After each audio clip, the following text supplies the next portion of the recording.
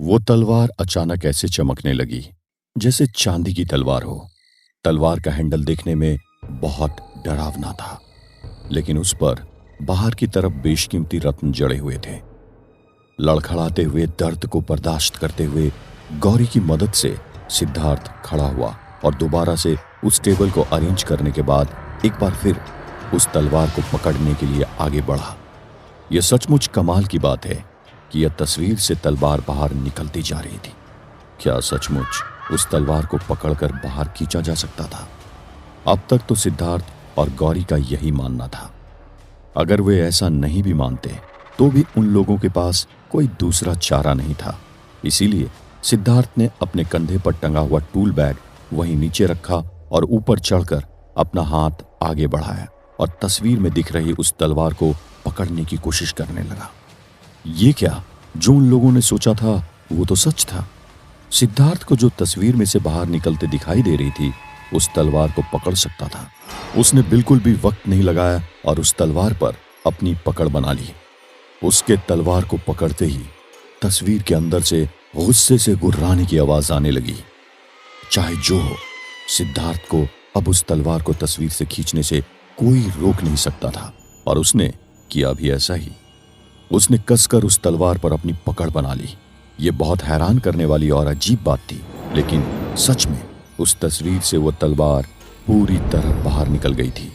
सिद्धार्थ ने उस तलवार को जैसे ही बाहर खींचा और गौरी को वो तलवार नीचे की तरफ देने लगा, कुछ ऐसा हुआ जिसके बारे में सोचा भी नहीं जा सकता था। अचानक से सिद्धार्थ का पूरा शरीर किसी रबड़ की तरह लचीला और ढीला पड़ने लगा। उसने गौरी को तलवार देने के लिए हाथ बढ़ाया हुआ था और अब तक गौरी ने ठीक से तलवार को थामा तक नहीं था कि सिद्धार्थ के शरीर में रबड़ की तरह खिंचाव होने लगा। गौरी, तुम ये तलवार उन्हें ले जाकर दे दो। मैं जल्दी ही लौट कर आऊंगा। तुम मेरी फिक्र मत करना। जाओ जाओ, अपने बिगड़ते हुए चेहरे और लड़खड़ाती हुई जबान से सिद्धार्थ ने कहा। सिद्धार्थ कोशिश करो, मेरा हाथ मत छोड़ो। मैं तुम्हें उस तस्वीर में नहीं जाने दूंगी। ताकत लगाओ सिद्धार्थ, कमजोर मत पड़ो, गौरी ने कहा। वो शैतानी ताकत सिद्धार्थ को उस तस्वीर में खींचने लगी। दूसरी तरफ से गौरी ने तलवार सिद्धार्थ से लेकर नीचे रखी और सिद्धार्थ को उस तस्वीर के अंदर खींचे जाने से उसे बचाने की कोशिश करने लगी। एक तरफ हवेली के उस शैतान की ताकत थी जो सिद्धार्थ को खींच रहा था और दूसरी तरफ गौरी जैसी एक नाजुक लड़की की ताकत। मुकाबले में फर्क जमीन और आसमान का था। होना क्या था? देखते ही देखते सिद्धार्थ उस तस्वीर में समा गया। गौरी के हाथों में तलवार तो आ गई थी, लेकिन उसकी जिंदगी की सबसे कीमती चीज सिद्धार्थ उस तस्वीर में समा गया था। सिद्धार्थ के तस्वीर के अंदर जाने के बाद तुरंत ही वो तस्वीर फिर से किसी आम तस्वीर की तरह दिखाई देने लगी। तुमने क्या सोचा था कि तुम लोग इस तलवार को यहां से इतनी आसानी से ले जा पाओगे? मेरी हुकूमत बनी रहे, इसलिए मुझे यह तलवार हर कीमत पर चाहिए। अगर मुझे तलवार नहीं मिली तो ये लड़का और तुम दोनों आज और अभी के अभी मारे जाओगे। हवेली के शैतान ने अपनी भारी भरकम गुस्सैल आवाज में धमकी देते हुए कहा। तो क्या उस शैतान की धमकी का गौरी पर कुछ असर होने वाला था? क्या यह सिर्फ एक कोरी धमकी भर थी या सचमुच उन दोनों की जान खतरे में थी? सिद्धार्थ तो पहले ही तस्वीर के अंदर कैद हो चुका था। गौरी के पास कुछ भी सोचने का वक्त नहीं था, लेकिन फिर भी वो वहां से जल्दी भाग नहीं रही थी। वो सिद्धार्थ को ऐसे छोड़कर भाग भी कैसे सकती थी? वो बहुत दुखी थी, लेकिन सिद्धार्थ ने तो उसे खुद कहा था कि उसे तलवार उन लुटेरों तक पहुंचा देनी चाहिए। सिद्धार्थ की कही इसी बात पर गौर करके जैसे ही गौरी ने अपने कदम आगे बढ़ाना चाहा, उस कमरे में रखा एक फ्लावर पॉट उड़कर सीधा गौरी के सिर की तरफ आया। गौरी बहुत ज्यादा अलर्ट और फुर्ती वाली थी। उसने उस हमले से खुद को बचा लिया। वो पॉट दीवार से टकराकर टुकड़े टुकड़े हो गया। इसके तुरंत बाद वो पूरी की पूरी हवेली गौरी के सामने गोल गोल घूमने लगी। उसके घूमने की रफ्तार इतनी तेज थी कि गौरी धड़ाम से वहीं गिर गई। उसके गिरने के तुरंत बाद हवेली का घूमना बंद हो गया। गौरी को अभी भी चक्कर आ रहे थे, लेकिन उस शैतान का गुस्सा अभी शांत नहीं हुआ था। अभी तो गौरी को बहुत कुछ झेलना बाकी था। जहां गिरी थी उसके ठीक ऊपर एक झूमर लगा हुआ था। इससे पहले कि कि वो झूमर गौरी पर गिर पाता वो उस जगह से पलट चुकी थी। सचमुच गौरी की फुर्ती का तो जवाब नहीं था। गौरी धीरे धीरे करके उस कमरे से बाहर खिसकने की कोशिश कर रही थी। बेवकूफ लड़की, क्यों अपनी मौत को न्योता दे रही हो? तू तो मरेगी ही, साथ में ये लड़का सिद्धार्थ भी बेमौत मारा जाएगा। मैं इस गांव को मुर्दों का गांव बना दूंगा। मुझे मेरी तलवार दे दे, वापस ला दे मेरी तलवार, जल्दी कर, वापस दे। उस शैतान ने गुस्से से भरी भारी भरकम आवाज में कहा। गौरी को अब तक कुछ भी समझ नहीं आ रहा था कि वो क्या करे। क्या वो सिद्धार्थ की जान बचाए और उस शैतान को वो तलवार वापस कर दे, या बाहर जाकर वो तलवार उन लुटेरों के हाथों में दे दे और गांव वालों की जिंदगी बचा ले। लेकिन धमकी तो हवेली का वो शैतान भी दे रहा था। गौरी का दिमाग किसी चक्री की तरह घूमने लगा था। उसे कुछ भी समझ नहीं आ रहा था। वो इस बारे में सोच ही रही थी कि अचानक एक साथ करीब 4 कबूतरों ने अलग अलग दिशाओं से अपने पंजों और चोंच से उस पर हमला कर दिया। हालांकि आमतौर पर कबूतर इतने ज्यादा खतरनाक नहीं होते, लेकिन वे कबूतर तो हॉन्टेड हवेली के कबूतर थे, जो शैतान के रहमो करम पर पले थे। उनके नाखून बहुत तेज और चोंच बहुत पैनी थी। गौरी को अपनी तरफ गुस्से से पागल उन कबूतरों के आने का पता उनके पंखों की फड़फड़ाहट से पहले ही चल गया था। उसने पहले तो पास रखे सिद्धार्थ के बैग से खुद को बचाने की कोशिश की, लेकिन फिर भी उन कबूतरों के पंजे उसे किसी न किसी तरह से घायल करने लगे। गौरी इस झंझट को ज्यादा देर तक नहीं झेल सकती थी। उसने हाथ बढ़ाया और सिद्धार्थ के टूल बैग में रखा हुआ वही खंजर निकाला जिससे सिद्धार्थ ने प्रीतम को मौत के घाट उतारा था। और जैसे ही फिर वे कबूतर उसकी तरफ बढ़े, उसने एक एक झटके में उन चारों कबूतर को मार गिराया। वे कबूतर जो जमीन पर नीचे गिरे थे, वे किसी आम कबूतर की तरह फड़फड़ा रहे थे, लेकिन उनके शरीर से निकलने वाला खून लाल नहीं बल्कि काला था। उन शैतानी कबूतरों को भी गौरी ने मार गिराया था। ऐसा करने के बाद गौरी ने भागने से पहले एक बार फिर उस तस्वीर की तरफ देखा, लेकिन ये क्या, उस तस्वीर से एक हाथ बाहर निकलकर गौरी की तरफ बढ़ रहा था। गौरी जल्दी से जल्दी वहां से भागना चाहती थी। उसने अपनी पूरी ताकत लगाकर तलवार के साथ दौड़ लगा दी। उस हवेली के दरवाजे एक एक करके बंद होने लगे थे, लेकिन जिस रफ्तार से वे दरवाजे बंद हो रहे थे, गौरी दरवाजे बंद होने के पहले ही हवेली के बाहर निकल चुकी थी। गौरी को तलवार लेकर हवेली के बाहर आते देखकर वे तमाम लुटेरे भूत अजीब तरह से जोर जोर से चिल्लाने लगे। वे अपनी जीत का जश्न मना रहे थे। उनका सरदार तो इस कदर पागल हो गया था कि वो घोड़े से नीचे उतरकर किसी पागल बंदर की तरह नाचने लगा था। इससे पहले कि उनके तक पहुंचकर गौरी उन्हें वो तलवार दे देती, वो वहीं हवेली के मेन डोर के सामने खड़ी होकर कुछ सोचने लगी। थोड़ी देर बाद उस हवेली के अंदर से आवाज सुनाई देने लगी। बचाओ गौरी, मुझे बचाओ, मुझे बचाओ, मुझे बाहर निकालो गौरी, क्या तुम बाहर हो? मुझे सुन रही हो? आई नीड योर हेल्प, मैं जीना चाहता हूं गौरी। ये आवाज तो सिद्धार्थ की लग रही थी। गौरी ने मन ही मन सोचा। गौरी के साथ सिद्धार्थ बाहर नहीं आया था, लेकिन उसके वहां ना होने का उन लुटेरे भूतों के सरदार को बिल्कुल भी मलाल नहीं था। उसे तो बस किसी भी तरह से सिद्धार्थ के होने का फायदा उठाना था। एक बार तलवार मिल गई तो फिर उसे सिद्धार्थ से क्या मतलब था, लेकिन गौरी के लिए तो सिद्धार्थ ही सब कुछ था। गौरी ने उस बेशकीमती तलवार को हासिल कर लिया था। वो तलवार ताकत की ख्वाहिश रखने वालों के लिए किसी जादुई खजाने से कम नहीं थी। गौरी समझ चुकी थी कि उस लुटेरों के सरदार के लिए किसी की जान कोई मायने नहीं रखती थी। इसका मतलब तो यही था कि अगर उसके हाथों में वो तलवार दे दी जाए तो वो हवेली के शैतान से भी कहीं ज्यादा खतरनाक और बेदर्द हो जाएगा। अगर ऐसा हुआ तो लोगों की मौत कितनी दर्दनाक होगी, इसका अनुमान लगाना भी मुश्किल था। अभी भी जब गौरी इस बात को डिसाइड नहीं कर पाई थी कि उसे तलवार के साथ क्या करना चाहिए, कुछ ऐसा हुआ जिसने उसे बहुत चौंका दिया। जब गौरी ने इस बात को सोचा कि अगर वो तलवार हवेली के शैतान को ही वापस लौटा दी जाए और बदले में वो सिद्धार्थ को छोड़ दे, तब भी सिद्धार्थ हवेली के शैतान और लुटेरे भूतों के सरदार दोनों का सामना कर सकता था। इसीलिए तलवार लुटेरे के सरदार को देकर वो सिद्धार्थ की जिंदगी से सौदेबाजी नहीं कर सकती थी। गौरी ने अब अपना मन बना लिया था। वो हवेली के शैतान को उसकी तलवार वापस लौटाना चाहती थी और उसके बदले में सिद्धार्थ की रिहाई पाना चाहती थी। उसका यह फैसला सचमुच बहुत ज्यादा समझदारी भरा फैसला था, क्योंकि सिद्धार्थ के बिना ना तो गौरी की जिंदगी कोई मतलब की थी और ना ही वीरानगढ़ की खुशहाली वापस मिल सकती थी।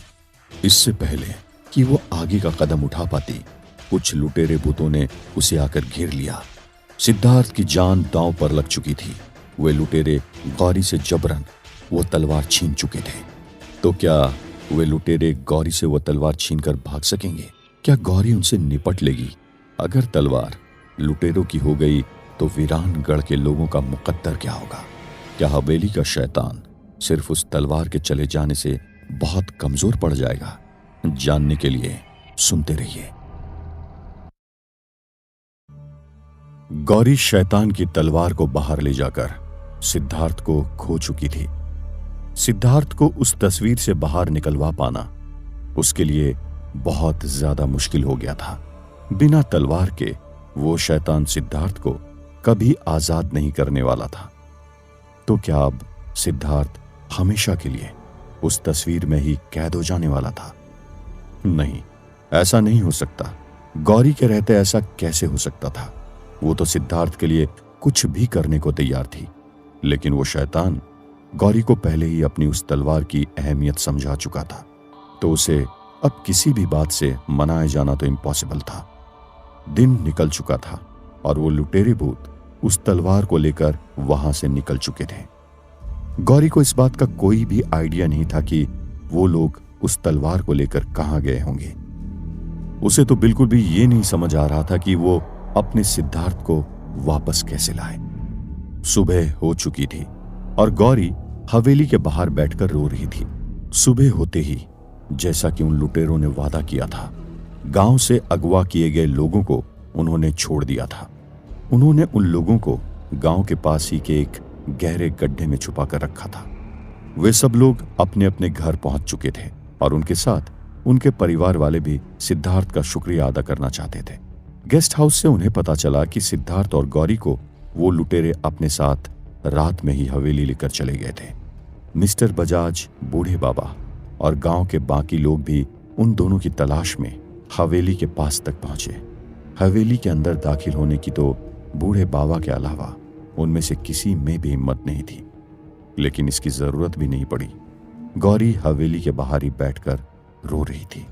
उसकी हालत बहुत खराब लग रही थी। उसके बाल पूरी तरह से बिखरे हुए थे और वो लगातार रोते ही जा रही थी। दौड़कर मिस्टर बजाज उसके पास पहुंचे और उन्होंने गौरी को गले से लगा लिया। डैडी, डैडी, सब कुछ मेरी गलती से हुआ। मुझे उस तलवार को बाहर लेकर ही नहीं आना चाहिए था। मुझे सिद्धार्थ की बात नहीं माननी चाहिए थी। उस शैतान ने तो सिर्फ मुझसे वो तलवार ही वापस मांगी थी, लेकिन सिद्धार्थ के कहने पर मैं उसे लेकर बाहर भाग आई और उन लुटेरों ने वो तलवार मुझसे छीन ली। गौरी ने रोते रोते अपने डैडी को बताया। गौरी की बात सुनने के बाद सभी लोग उदास हो गए। गांव में मातम का माहौल हो गया। सिद्धार्थ पूरे गांव की उम्मीद था। उसका इस तरह जीते जी तस्वीर में कैद हो जाना, इसका मतलब वीरानगढ़ की और बदनसीबी से ज्यादा क्या हो सकता था। गौरी ने जब पहली बार सिद्धार्थ की पेड़ से जान बचाई थी, तब से लेकर ऐसे कई मौके आए जब सिद्धार्थ उसके लिए अपनी जान पर खेल गया। चाहे गौरी को उसके शरीर पर हावी हुई उस आत्मा से छुटकारा दिलाना हो, खतरनाक भूतों से सामना करते वक्त गौरी को प्रोटेक्ट करना हो, हर जगह सिद्धार्थ ने गौरी का साथ निभाया था। या यूं कह सकते हैं कि वो दोनों एक दूसरे के लिए सब कुछ करने को तैयार थे। हालांकि गौरी और सिद्धार्थ के बीच में आज तक वैसा कोई रिश्ता नहीं बना था जिसे कोई नाम दिया जाए, लेकिन फिर भी वो दो जिस्म एक जान थे।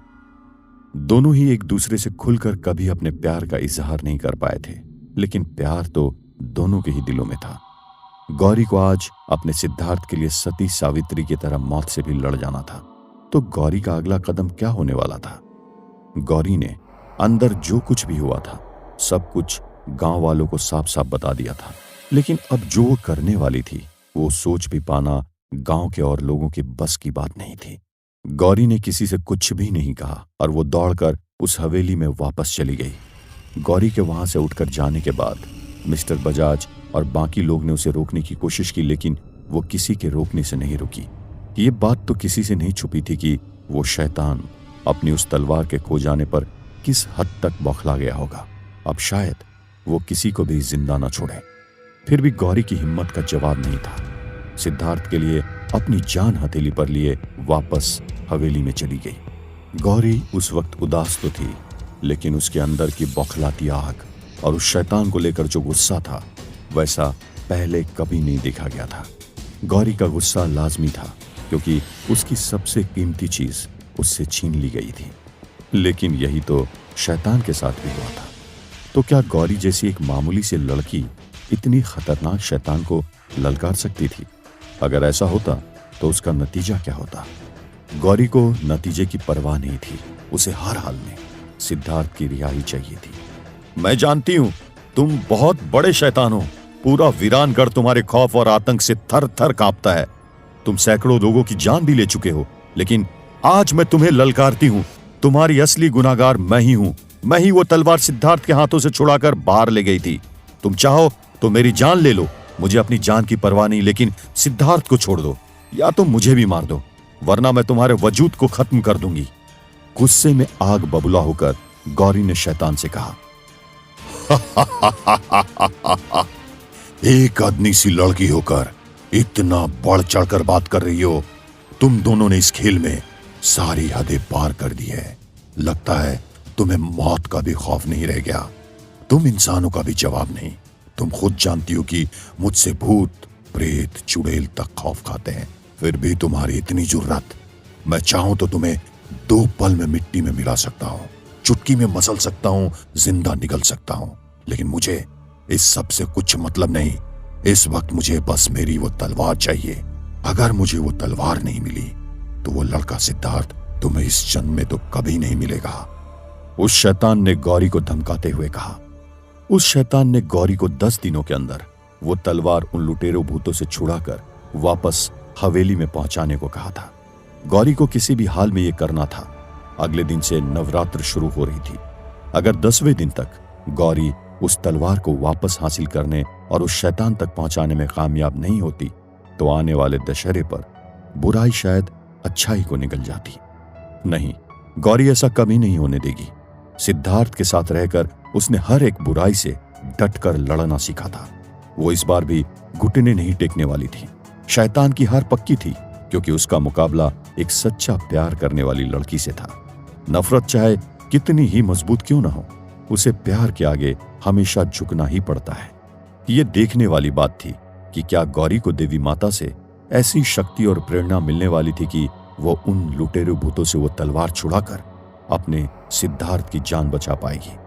गौरी का इरादा तो फौलाद की तरह मजबूत था, लेकिन सबसे बड़ी प्रॉब्लम तो ये थी कि उससे ये नहीं पता था कि तलवार छीन के जाने के बाद वो लुटेरे कहां चले गए थे। क्या उन्हें जमीन निगल गई थी या आसमान में गायब हो गए थे? आखिर थे तो वो भूत, और उनका ठिकाना पता करना एक लड़की के लिए लगभग नामुमकिन था। बूढ़े बाबा से उसे पता चलता है कि वीरानगढ़ के सामने एक खतरनाक मायावी जंगल है। वो इलाका वीरानगढ़ की सरहद से लगा हुआ है, और उसका आधा हिस्सा वीरानगढ़ की सरहद के बाहर और आधा वीरानगढ़ में है। बाबा ने उसे बताया कि शायद उसे वो डकैत वहीं मिल सकते हैं। गौरी अपने साथ इस खतरे में और किसी को भी नहीं डालना चाहती थी, इसलिए उसने फिर से एक बार अकेले उस मायावी जंगल में जाने का फैसला किया। गौरी के इस कदम से मिस्टर बजाज बहुत ज्यादा परेशान थे, लेकिन गौरी के अंदर यह जो कैरेक्टरिस्टिक थी वो जेनेटिक ही थी। गौरी के पिता मिस्टर बजाज भी तो सिद्धार्थ के पिता श्री प्रभात भारद्वाज के लिए अपनी जान की परवाह किए बिना वीरानगढ़ चले आए थे, और फिर गौरी और सिद्धार्थ का तो जन्म जन्म का नाता था। यह मायावी जंगल बेहद ही खतरनाक था। इंसान तो इंसान, जानवरों का भी वहां पर जिंदा रह पाना बड़ा ही मुश्किल था। भूत, प्रेत, पिशाच, डाकन, चुड़ैल, खतरनाक जानवर, इंसानों को निगल जाने वाले फूल, शरीर से खून चूसने वाली बेल, जहरीले कांटे, और ना जाने क्या क्या उस जंगल के चप्पे चप्पे पर मौत की इबारत लिखा करता था। लेकिन एक बार तो क्या, सिद्धार्थ के लिए बार बार मरने को वो तैयार थी। हालांकि अभी सिद्धार्थ और गौरी की ऑफिशियल मैरिज नहीं हुई थी, लेकिन गौरी एक हिंदुस्तानी लड़की थी और वो सिद्धार्थ को अपना सब कुछ मान चुकी थी। जैसे एक बार एक आम स्त्री सावित्री अपने पति सत्यवान के लिए यमराज से भिड़ गई थी, वैसे ही गौरी भी आज सिद्धार्थ के लिए मौत से लड़ने जा रही थी। तो क्या गौरी को सचमुच ऐसी शक्ति मिलेगी जो उसे उस खौफनाक माहौल में भी अपने लक्ष्य पर फोकस करने में हेल्प करे? ये तो सब आने वाले वक्त की बातें थी। हमेशा की तरह आज भी गांव वाले बस तमाशा बीन बनकर इसे किसी मनोरंजन की तरह देख रहे थे। ऐसा नहीं था कि सिद्धार्थ के साथ हुए हादसे से उन्हें दुख नहीं था, लेकिन वे सभी सही मायनों में स्वार्थी थे। खुदगर्जी उनके खून में ऐसे बस गई थी कि उन्हें यह भी नहीं समझ आ रहा था कि सिद्धार्थ और गौरी हर बार उन्हीं के लिए अपनी जान को खतरे में डाल रहे थे। गौरी की खुशकिस्मती थी कि वो जंगल में पहला कदम दिन के वक्त रख रही थी, लेकिन वो था तो मौत का ही जंगल। गौरी ने उस जंगल के सूखे पत्तों पर अपना पहला कदम रखा। उसके कदम रखते ही उन सूखे पत्तों पर उसके कदम पड़ने की आवाज जंगल में गूंजने लगी। दिन के वक्त ही जंगल में सियार रोने लगे, जंगल में लगे बड़े बड़े पेड़ हिलने लगे और उनके पत्तों की सरसराहट साफ साफ सुनी जा सकती थी। तो क्या वो पत्ते आपस में बातें कर रहे थे? आगे गौरी का सामना कैसे खतरों से होने वाला था? क्या बूढ़े बाबा का उसे बताया गया रास्ता सही था? क्या उसे वो लुटेरे भूत यहीं मिलने वाले थे? उधर तस्वीर में सिद्धार्थ के साथ क्या हो रहा था? क्या सिद्धार्थ मारा गया था और वो शैतान सिर्फ गौरी से झूठ बोल रहा था? जानने के लिए सुनते रहिए। जहां एक तरफ गौरी उस घने मायावी जंगल में हिम्मत करके आगे बढ़ने लगी थी, वहीं जंगल की जादुई शक्तियां उसे डराने में कोई कसर नहीं छोड़ रही थी। पत्तों की सरसराहट और पेड़ों के हिलने तक तो ठीक था, लेकिन सचमुच ऐसा लग रहा था जैसे वे पेड़ों के पत्ते गौरी को कोई संदेश देना चाहते थे। आओ आओ गौरी आओ, तो तुम यहां चली आई। चलो, हमें आज एक नया शिकार मिल गया। इंसान का मांस खाए हुए बहुत दिन हो गए हैं। पत्तों से आवाजें आने लगी। तो क्या वो पेड़ सचमुच इंसानों का मांस खाते थे? वे शिकारी पेड़ थे या ये सब कुछ बस गौरी को डराने के लिए ही किया था? चाहे जो हो, गौरी किसी कीमत पर डरने वाली नहीं थी। आज वो सिर पर कफन बांध कर निकली थी। उसे हर हाल में वो तलवार वापस चाहिए थी। उसने अपने हाथों में टूल बैग रखा, वो खंजर लिया और वो आगे बढ़ने लगी। बहादुरी अपनी जगह थी, लेकिन एक हल्की सी आहट भी गौरी के दिल की धड़कन को बढ़ा रही थी। ऐसा नहीं था कि गौरी ने अब तक ऐसे किसी भी मिशन पर काम नहीं किया था, लेकिन आज से पहले हर वक्त उसके साथ बूढ़े बाबा या सिद्धार्थ मौजूद थे। इस मायावी जंगल में उस तलवार को ढूंढना गौरी के लिए सचमुच बहुत बड़ी चुनौती थी। एक तेज हवा का झोंका आया और एक ही झटके में गौरी को उड़ाकर उसने फिर से उस जंगल के बाहर पटक दिया।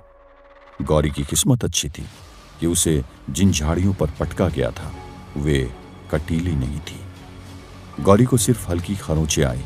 खड़े होने के बाद वो दोबारा से जंगल में आगे बढ़ने लगी। ये सब क्या हो रहा था? ये कैसा जंगल था? यहां तो हर एक चीज बहुत अजीब थी। यही तो कारण था कि उसे एक मायावी जंगल कहा जाता था। कौन सा जानवर, पक्षी या पेड़ इंसानों की बोली बोलने लगेगा या नरभक्षी होगा, ये कहा नहीं जा सकता था। जब गौरी अपनी मंजिल की तरफ आगे बढ़ रही थी तो आगे उसके सामने आने वाले मुश्किलों को देखते हुए बूढ़े बाबा ने उसे एक मंगलसूत्र दे दिया था। उन्होंने गौरी को बताया था कि वो मंगलसूत्र बेहद शक्तिशाली है। उस मंगलसूत्र में कुछ अद्भुत शक्ति भी है और जिन चीजों से उसे बनाया गया था वे भी अपने आप में खास थी और इसे सिर्फ एक औरत ही अपने बचाव के लिए इस्तेमाल कर सकती है। उन्होंने उनसे कहा कि वो मंगलसूत्र उसकी रक्षा करेगा। उस मंगलसूत्र में बहुत अद्भुत शक्तियां थी। अभी जैसे तैसे उसने कुछ ही कदम आगे बढ़ाए थे कि अचानक उसका बायां पैर एक दरार में धंस गया। वो लड़खड़ाकर गिर गई, लेकिन ये क्या, उसका पैर तो बुरी तरह से फंस गया था। अभी गौरी का वो पैर दरार में से निकल भी नहीं पाया था कि वहीं थोड़ी दूर पर एक जोरदार धमाका सुनाई दिया। कौवे, चील, गिद्ध और दूसरे पक्षी उस धमाके की आवाज की वजह से आवाज करते हुए वहां से उड़ने लगे। अगले ही पल वो दरार अचानक बड़ी होने लगी। गौरी उस दरार के अंदर धंसने लगी। जमीन के अंदर से किसी जानवर के गुस्से से गुर्राने की आवाज आने लगी। शुरुआत में जहां पर उन पेड़ों ने गौरी का कुछ नहीं बिगाड़ा था, अब उसके लिए मुसीबत की घड़ी थी। तो क्या जमीन से कोई जानवर निकलकर गौरी को निगलने की कोशिश कर रहा था? वो कैसा धमाका था? और क्या सच में गौरी जमीन में समा जाने वाली थी? गौरी की जान इस हालत में अटकी हुई थी, वो खुद को उस गहरी दरार के अंदर गिरने से बचाने की कोशिश कर रही थी। उसने अपने हाथों में सिर्फ उस जमीन के टुकड़े को ही पकड़ रखा था। उसका हाथ कभी भी छूट सकता था, क्योंकि दर्द के मारे अब उसकी पकड़ ढीली होती जा रही थी। उसे सचमुच ऐसा लग रहा था जैसे कोई उसे नीचे खींचने की कोशिश कर रहा हो। ना चाहते हुए भी जब उसने नीचे देखने की कोशिश की तो उसे ऐसा लगा जैसे कोई मगरमच्छ की तरह बड़ा जानवर अपना मुंह बड़ा सा खोलकर उसे नीचे खींच रहा हो। गौरी पसीने से लथपथ हो रही थी और उसके पसीने की बूंद और गंध उस नीचे वाले जीव को और भी ज्यादा आकर्षित कर रही थी। इस बार तो हांफते और गुर्राते हुए वो जानवर लगभग गौरी के पैरों तक ही आ गया था। गौरी को लगा जैसे उसका आखिरी वक्त आ गया है, लेकिन उसने हिम्मत जुटाई और जोर से नीचे की तरफ से आ रहे उस जानवर को एक लात मार दी। वो जानवर घिसटते हुए उसी तरह से गहराई में चला गया। इसके बाद भी गौरी ने हिम्मत नहीं हारी और अपनी पूरी ताकत लगाकर एक बार फिर से दरार से बाहर जमीन पर आ गई थी। वो वहां निकलकर अभी ठीक से सांस भी नहीं ले पाई थी कि उसी दरार से वो बड़ा सा और बहुत अजीब सा दिखने वाला जीव उसके सामने निकलकर हंसने लगा।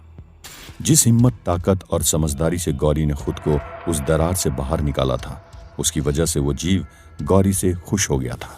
गौरी के देखते ही देखते वो जीव एक सुंदर लड़के में तब्दील हो गया। गौरी को ऐसा लग रहा था जैसे उसकी मदद करने के लिए जमीन से कोई फरिश्ता निकल आया हो। उसने गौरी से कहा कि वो इस बात को जानता है कि गौरी उस मायावी जंगल में उस शैतान की तलवार को हासिल करने के लिए आई है, लेकिन उस फरिश्ते ने गौरी को जो बताया वो और भी ज्यादा मुश्किल बढ़ा देने वाला था। उसने गौरी से कहा कि वो शैतान की तलवार उस मायावी जंगल के राजा के पास है, जो कि एक बेताल है। उस बेताल से लड़ पाना और उसे उस तलवार को छीन पाना लगभग नामुमकिन था, और गौरी जैसी एक आम लड़की तो शायद उसे देखकर ही बेहोश हो जाती। गौरी के सामने आए उस फरिश्ते ने गौरी को बताया कि नवरात्र की इन 9 दिनों में संध्या आरती के वक्त वे बुरी ताकतें बहुत कमजोर हो जाती है। अगर किस्मत ने साथ दिया तो गौरी उस वक्त शायद उस तलवार को हासिल करने की कोशिश कर सकती है। उस फरिश्ते ने गौरी से कहा कि वो जितनी सुंदर है इतनी चालाक भी है, और उसे इन्हें दोनों चीजों का इस्तेमाल करके उस बेताल को अपने वश में करना होगा। जहां तक कि उसे पता है, उस बेताल और उसके साथी लोगों का अंत और मुक्ति भी किसी औरत के हाथों ही लिखी है। सैकड़ों सालों से आज तक किसी भी औरत ने उस जंगल में कदम रखने की हिम्मत तक नहीं की थी। यही वजह से उस फरिश्ते ने पहले गौरी की हिम्मत और ताकत को आजमाना चाहा था। अगर गौरी उस संध्या आरती के वक्त ऐसा करने में कामयाब हो गई तो शायद उसी के हाथों उन लोगों का अंत होने वाला था।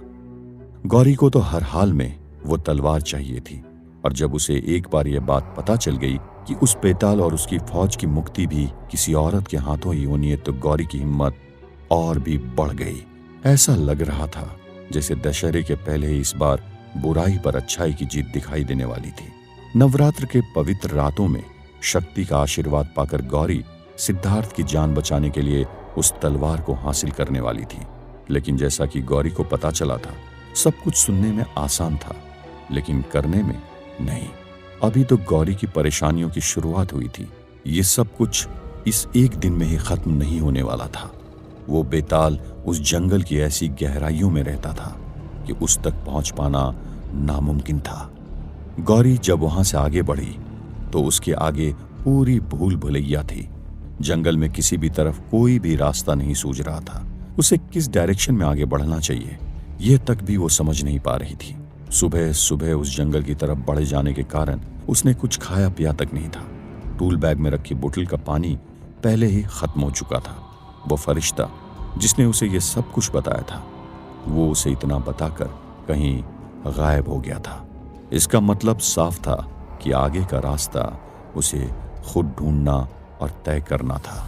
वो अलग अलग रास्तों से आगे बढ़ने की कोशिश करती और घूम फिर कर फिर उसी जगह दोबारा आ जाती जहां पर वो गहरी दरार बनी हुई थी। थकान और प्यास की वजह से उसकी जान निकली जा रही थी। जब थक कर एक चट्टान का सहारा लेकर थोड़ी देर आराम करने लगी तो उसे पानी की आवाज सुनाई दी। उसे ऐसा लगा जैसे आगे कहीं कोई जानवर पानी पी रहा है। वो उस आवाज की तरफ आगे बढ़ने लगी। अपने हाथों में खंजर लिए लॉन्ग बूट पहने हुए गौरी कंधे पर टूल बैग का बोझ उठाए भारी कदमों से आगे बढ़ रही थी। जैसा उसने सोचा था वैसा ही हुआ। हाँ, सचमुच वहां पर एक पानी का जरिया था। वो छोटे से तालाब की तरह बनी एक झील थी। वीरानगढ़ जैसे इलाके में किसी अनजान जगह पर पानी का मिल जाना एक नया जीवन मिलने की तरह था। ऐसा बिल्कुल नहीं था कि भूख, प्यास और थकान ने गौरी को अपना उद्देश्य भुला दिया हो, लेकिन जान है तो जहान है। जब वो खुद ही जिंदा रहेगी तभी तो वो सिद्धार्थ की जान बचा पाएगी। चारों तरफ नजर घुमाते हुए उस झील की तरफ आगे बढ़ने लगी, लेकिन अभी अभी थोड़ी देर पहले उसे किसी जानवर की भी आवाज सुनाई दी थी जो शायद पानी पी रहा था। तो वो जानवर कहाँ था? इधर उधर से झाड़ियों में थोड़ी बहुत हलचल हो रही थी। तेज हवा के झोंके पेड़ों को हिला रहे थे। अकेलेपन और डर की वजह से हर वक्त उसे लग रहा था जैसे सचमुच वहां पर कोई था। तो क्या गौरी का शक बेबुनियाद था? डरने का या और जानवर के बारे में सोचने का कोई फायदा नहीं था। अगर वो जल्दी ही पानी नहीं पीती तो शायद प्यास से ही वो मर जाती। उसने सोचा कि जो भी होगा देखा जाएगा। गौरी उस झील के किनारे पर पहुंची और उसने टूल बैग में रखी उस खाली बोतल को उस झील से पानी भरने के लिए नीचे डुबाया। तो क्या सचमुच गौरी अपनी प्यास बुझा पाएगी? क्या वो सचमुच एक झील थी और वो पानी पीने लायक था?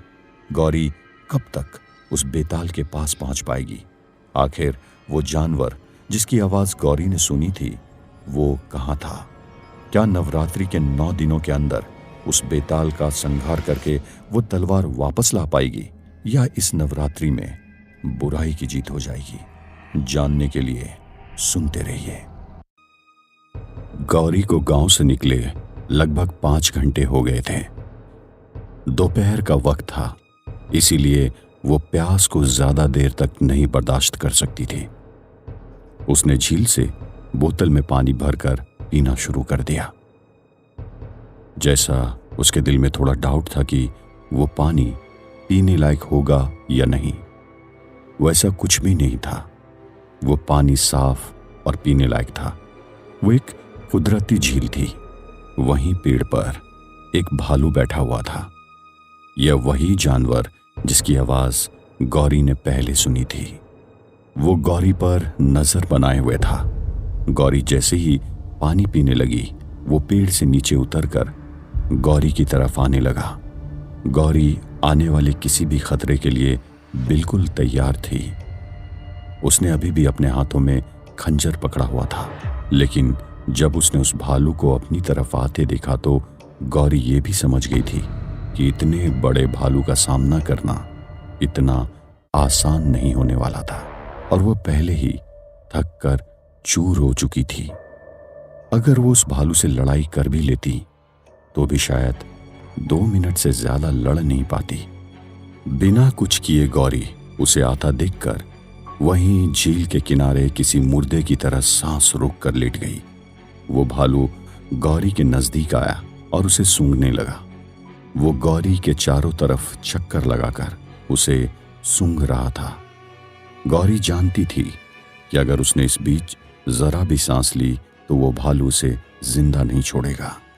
थोड़ी देर बाद जब उस भालू को ये यकीन हो गया कि गौरी की सांसें नहीं चल रही है तो वो वहां से चला गया।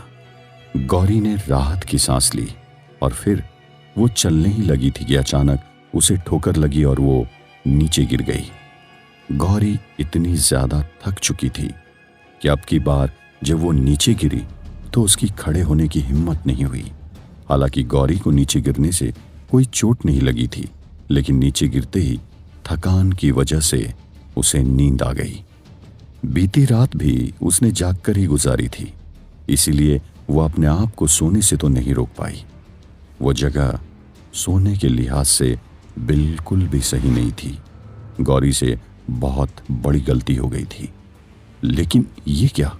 उसे ऐसा लगने लगा जैसे वो हवा में उड़ने लगी है और उसे कोई जोर से गोल गोल घुमा रहा है। गोल गोल घुमाए जाने के कारण उसे बहुत ज्यादा चक्कर आ रहे थे और वो चाहकर भी अपनी नींद नहीं खोल पा रही थी।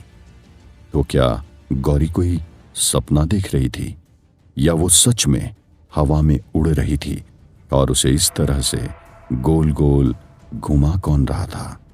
क्या किसी ने उसके पैरों में कोई रस्सी या बेल लपेटी थी और सचमुच उसे हवा में लटका कर घुमा रहा था? नहीं, दरअसल उसे थकान और जागरण की वजह से इतनी ज्यादा गहरी नींद लग गई थी कि वो सपने को ही जीने लगी थी। वो जिस हालात से गुजर रही थी उसके बाद उसे ऐसे सपने तो आने ही थे। यह बात हैरान कर देने वाली थी कि ऐसे खतरनाक मायावी जंगल में इस तरह से सो जाने के बाद भी गौरी के साथ अभी तक कोई बड़ा हादसा नहीं हुआ था। तो क्या आगे भी ऐसे ही होने वाला था? माहौल में अचानक ठंड बढ़ने लगी और चाहकर भी गौरी और ज्यादा देर तक सो नहीं पाई। जैसे ही उसकी नींद खुली, उस ठंडे माहौल में डर के मारे उसके पसीने छूट गए। एक खतरनाक लकड़बग्घा उसके पास खड़ा था, लेकिन लकड़बग्घे तो हमेशा ही झुंड में हमला करते हैं, तो इसका मतलब वहां पर ऐसे ही खूंखार लकड़बग्घे और भी होंगे। गौरी ने सोचा। गौरी ने रिएक्ट करने में बिल्कुल भी वक्त बर्बाद नहीं किया। भले ही उसे नींद लग गई थी, लेकिन वो खंजर अभी भी उसके हाथों में था। न जाने उसमें इतनी ज्यादा ताकत कहां से आ गई थी, लेकिन जिस फुर्ती से उसने उन लकड़बग्घे को एक एक करके ढेर करना शुरू किया, उसे देखकर बाकी लकड़बग्घे वैसे ही भाग गए। उस लगभग 5 मिनट तक चली झड़प में ही गौरी ने 3 लकड़बग्घों को बुरी तरह घायल कर दिया था और एक को तो मार डाला था। हर एक मुसीबत का गौरी डटकर सामना कर रही थी, लेकिन उसे उस मायावी जंगल में आए बहुत वक्त बीत चुका था और शाम हो चुकी थी। जंगल में जब शाम के वक्त मच्छरों के भिनभिनाने की आवाज सुनाई देने लगी तो ऐसा लग रहा था जैसे कोई मधुमक्खियों का झुंड अटैक कर रहा हो। हाँ, गौरी कुछ हद तक ठीक ही समझी थी। वे मच्छर साइज के हिसाब से तो मधुमक्खियों की तरह लग रहे थे और फिर वो गौरी को काटने लगे। मच्छर तो मच्छर होते हैं। गौरी ने एक एक करके बहुत से मच्छरों को मार डाला। जब अंधेरा थोड़ा और ज्यादा बढ़ गया और टेम्परेचर अपने आप गिरने लगा तो बाकी बचे मच्छर खुद ब खुद गायब हो गए। उन मच्छरों ने गौरी के शरीर पर जहां जहां पर काटा था वहां पर बड़े बड़े लाल धब्बे हो गए और गौरी को बहुत ज्यादा खुजली होने लगी। गौरी इस वक्त चाहकर भी ज्यादा घने जंगल में नहीं जा सकती थी, लेकिन उसे समझ नहीं आ रहा था कि वो करे भी तो क्या करे। ना तो उसे आगे जाने का कोई रास्ता सूझ रहा था और ना ही उस जंगल में कोई ऐसा ठिकाना था जहां वो सुकून से रात बिता सके। वो बिल्कुल हताश और निराश हो चुकी थी। उसने मन में मां शक्ति का ध्यान किया और बैग से टॉर्च निकालकर आगे बढ़ने लगी। अभी वो कुछ ही कदम चली थी कि उसे एक चमकती हुई चट्टान दिखाई दी। वो कोई आम चट्टान नहीं थी। जब गौरी उसके पास गई तो उसने देखा कि उस चट्टान के एक हिस्से में नक्शा बना हुआ था। उस चित्र में घने जंगल के बीचों बीच एक गुफा बनी हुई थी और गुफा पर किसी राजा को बैठा हुआ दिखाया गया। राजा के आसपास हाथ में भाला और तीर कमान लिए सिपाही खड़े थे। लेकिन ये क्या? जब गौरी उस चट्टान की ओर नजदीक पहुंची तो उसने देखा कि बारीक अक्षरों में वहां पर एक पहेली लिखी हुई थी। तो क्या अब सिद्धार्थ की जगह गौरी पहेली का हल खोजने वाली थी? इसके सिवा गौरी के पास कोई चारा भी तो नहीं था। सिद्धार्थ की वापसी का रास्ता उस पहेली को हल करने से ही होकर गुजरने वाला था। उस चित्र से जंगल में रहने वाले उस बेताल और उसकी फौज का एक अनुमान लग गया था, और अब थी वो पहेली जिसमें लिखा था, उत्तर दिशा में जहां मिलेंगे तो जंगल, चट्टानों के बीच जहां सुनाई देगी पानी की कलकल, मौत का जाल बिछा है जहां, या तो वापस भाग जा या बेताल के पास चला चल। गौरी को इस बात को समझने में बिल्कुल भी वक्त नहीं लगा कि जिस तरह से उस चट्टान पर चित्र बनाया गया था, वैसे ही शायद उस गुफा के आसपास पहुंचकर उस पर और भी खतरनाक हमले हो सकते थे। क्योंकि गौरी आर्कियोलॉजी की स्टूडेंट थी, वो अच्छी तरह से जानती थी कि आदि मानव और प्राचीन सभ्यता के लोग जंगलों में रात कैसे गुजारा करते थे। सबसे पहले तो उसे उसी जंगल में खाने के लिए कुछ सर्च करना था। उसने आसपास के पेड़ों पर फलों को तलाशना शुरू किया। जब वो टॉर्च घुमा रही थी, तभी उसने देखा कि उसकी बाईं तरफ के पेड़ में अच्छी खासी बेर लगी हुई थी। इसका मतलब आज की रात गौरी को बेर खाकर ही बितानी थी। उसने पास ही से एक लकड़ी का टुकड़ा उठाया और बेर के पेड़ से बेर गिराने लगी। अब तक तो सब कुछ ठीक चल रहा था, लेकिन क्या आगे भी ऐसा ही होने वाला था? नहीं, बिल्कुल नहीं। जैसे ही गौरी नीचे गिरी और बेरों को उठाने के लिए झुकी, उसे किसी चुड़ैल के हंसने की आवाज सुनाई दी। गौरी डर गई। उसने टॉर्च इधर उधर घुमाया, लेकिन उसे कुछ भी दिखाई नहीं दिया। गौरी तो उसी जगह पर रात गुजारने की सोच रही थी, लेकिन अगर उस जगह पर कोई चुड़ैल मौजूद थी तो फिर वहां पर वो कैसे ठहर सकती थी? थोड़ी देर रुकने के बाद फिर से गौरी को छोटे बच्चों के रोने और किसी चुड़ैल को उसके लिए लोरी गाने की आवाज सुनाई दी। गौरी हर एक खतरे के लिए तैयार थी, लेकिन तैयार होने का मतलब ये नहीं कि आपको डर नहीं लगेगा। इतना घना मायावी जंगल, रात का वक्त, और गौरी अकेली लड़की, उसका डरना तो लाजमी था। उसने खुद को हिम्मत देने के लिए बूढ़े बाबा का दिया हुआ वो मंगलसूत्र अपने माथे से लगाया और टूल बैग में रखे हुए सरसों के दानों को वहां आसपास के लगभग 200 मीटर के दायरे में बिखेर दिया। गौरी ने जैसे ही उन सरसों के दानों को वहां पर फेंका, उस चुड़ैल की जोरदार चीख सुनाई दी। गौरी के रोंगटे खड़े हो गए। हालांकि अभी उसे खुद को बचाने के लिए किए गए उपायों पर यकीन था, लेकिन उसे सिद्धार्थ ने एक बार शमशान घाट में चुड़ैल को भगाने के लिए जो उपाय किया था, उसकी याद आई। अपने हाथों में रखे हुए इस खंजर को उसने बैग में रखी हुई मुर्दे की राख से रंग दिया। अब उसे लगने लगा था कि वो उस चुड़ैल के खतरे से प्रोटेक्टेड है। लेकिन चाहे जो हो, उसे बहुत भूख लगी थी और उसने तुरंत उन बेरों को इकट्ठा करके खाना शुरू कर दिया। वो मन में देवी का ध्यान कर रही थी। उसे यकीन था कि इन पावन नवरात्रों में कोई भी बुरी ताकत उसका कुछ भी नहीं बिगाड़ पाएगी। उसने वहीं के आसपास के झाड़ियों को उठाया और अपने सोने के लिए एक जगह को साफ करना शुरू किया। लेकिन वो ये जानती थी कि उसका किया गया उपाय उसे भले ही सुपर नेचुरल पावर से प्रोटेक्शन दे देगा, लेकिन जंगली जानवरों से बचने का उपाय तो अभी करना बाकी था। बैग से लाइटर निकालकर सूखे पत्ते और झाड़ियों को इकट्ठा करके उसने एक प्रॉपर जगह देखकर आग जला दी। वो आग उसे जानवरों से भी बचाएगी और रात में उस जगह को गर्म भी रखेगी। लेकिन इतने सब के बावजूद भी क्या उसे नींद आ पाएगी? क्या रात अच्छे से गुजर पाएगी? उसके दिमाग में तो वो पहेली ही घूम रही थी। तो क्या ऐसे किसी जगह को वो पहले से जानती थी? क्या वो पहाड़ में कभी किसी ऐसे जगह पर गई थी? उस माउंटेन रेंज में वैसा दूसरा जंगल कहाँ था? उसे और कितना वक्त लगेगा उस बेताल तक पहुंचने में? और हमारे प्यारे श्रोतागण, क्या आप गौरी के सारथी बनेंगे? गौरी के लिए रास्ता सुलझाने में आप हमारी मदद कर पाएंगे? इस पहेली को हल करके हमें कमेंट सेक्शन में बताएं कि ये कौन से जगह का वर्णन इस पहेली में किया गया है और इस पहेली का क्या मतलब हो सकता है। और आगे की कहानी जानने के लिए सुनते रहिए।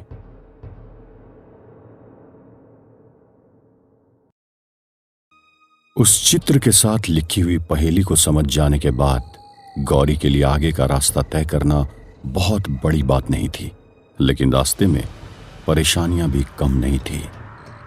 रात का अंधेरा और ठीक से भरपेट खाना भी न मिल पाना, थकान और चिंता, इन सब के बीच गौरी ने अपनी रात गुजारी। उसकी किस्मत अच्छी रही कि रात में उसे किसी ने परेशान नहीं किया।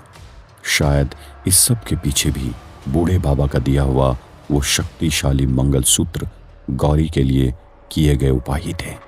बहरहाल दिन निकल चुका था और गौरी को एक बार फिर अपनी मंजिल पर आगे बढ़ना था। शहर में डैडी के लाड़ प्यार में पलकर बड़ी हुई गौरी के लिए ये वक्त बेहद मुश्किल भरा था, लेकिन अपने प्यार के लिए हर मुसीबत को सह जाना, यही तो हमारे देश की महिलाओं की खासियत रही है। सुबह हो चुकी थी और गौरी आगे बढ़ चुकी थी। पथरीली चट्टानों और कटीली झाड़ियों से होते हुए गौरी उस मायावी जंगल को पार करके 2 जंगलों के बीचों बीच पहुंचने वाली थी। वो दूसरा जंगल वहीं था जहां पर गांव के बच्चों को कैद करके रखा गया था और उन्हें बचाकर लाया गया था। भले ही सुबह हो गई थी, लेकिन उस मायावी जंगल में किस पल क्या हो जाएगा ये कह पाना मुश्किल था। अपने कदमों की आहट से भी गौरी डर रही थी, लेकिन अपने मन में ठान चुकी थी और वो आगे बढ़ती जा रही थी। मुसीबत की कोई कमी नहीं थी, क्योंकि आगे उसका सामना होने वाला था जहरीले सांपों से। वो एक ऐसे एरिया में पहुंच गई थी जहां पर सांप की बहुत सारी बाम्बियां बनी हुई थी। दिन का वक्त था, इसलिए सांप अभी बाहर तो नहीं दिखाई दे रहे थे, लेकिन इसका मतलब ये नहीं था कि यह गौरी बेधड़क आगे बढ़ सकती थी। वो हर कदम संभाल कर रख रही थी। एक पेड़ के नीचे से गुजरते वक्त एक छोटा सा सांप गौरी के बैक पर गिरा और वो गौरी के गले से लिपटने लगा। जैसे ही गौरी को अपने ऊपर वो सांप महसूस हुआ, नर्वसनेस की वजह से उसके हाथों से वो खंजर नीचे गिर गया और उसके रोंगटे खड़े हो गए। वो सांप छोटा जरूर था, लेकिन उसकी पकड़ बहुत मजबूत होते जा रही थी। एक बार फिर किस्मत गौरी के साथ थी, क्योंकि वो सांप जहरीला नहीं था, वो एक अजगर था।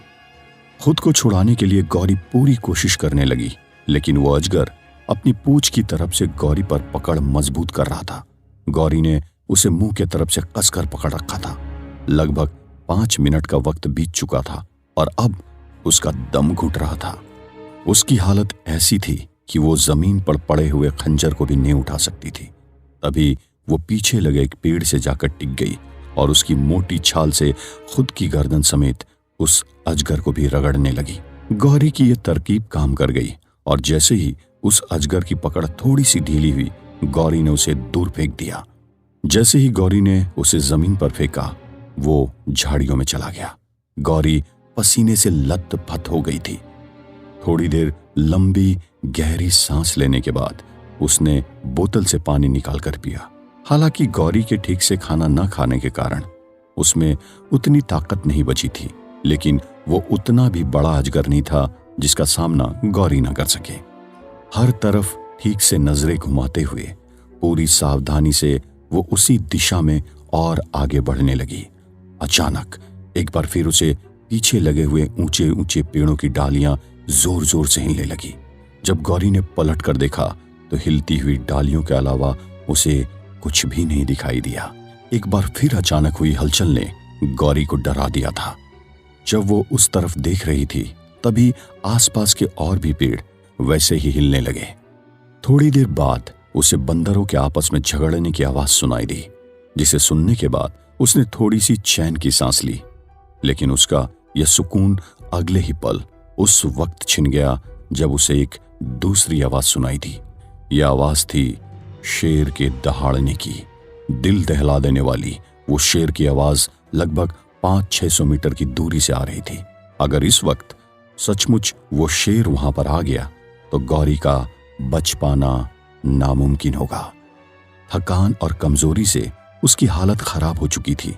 ऐसे में न तो वो भाग सकती थी और न ही शेर का मुकाबला करने का सोच सकती थी।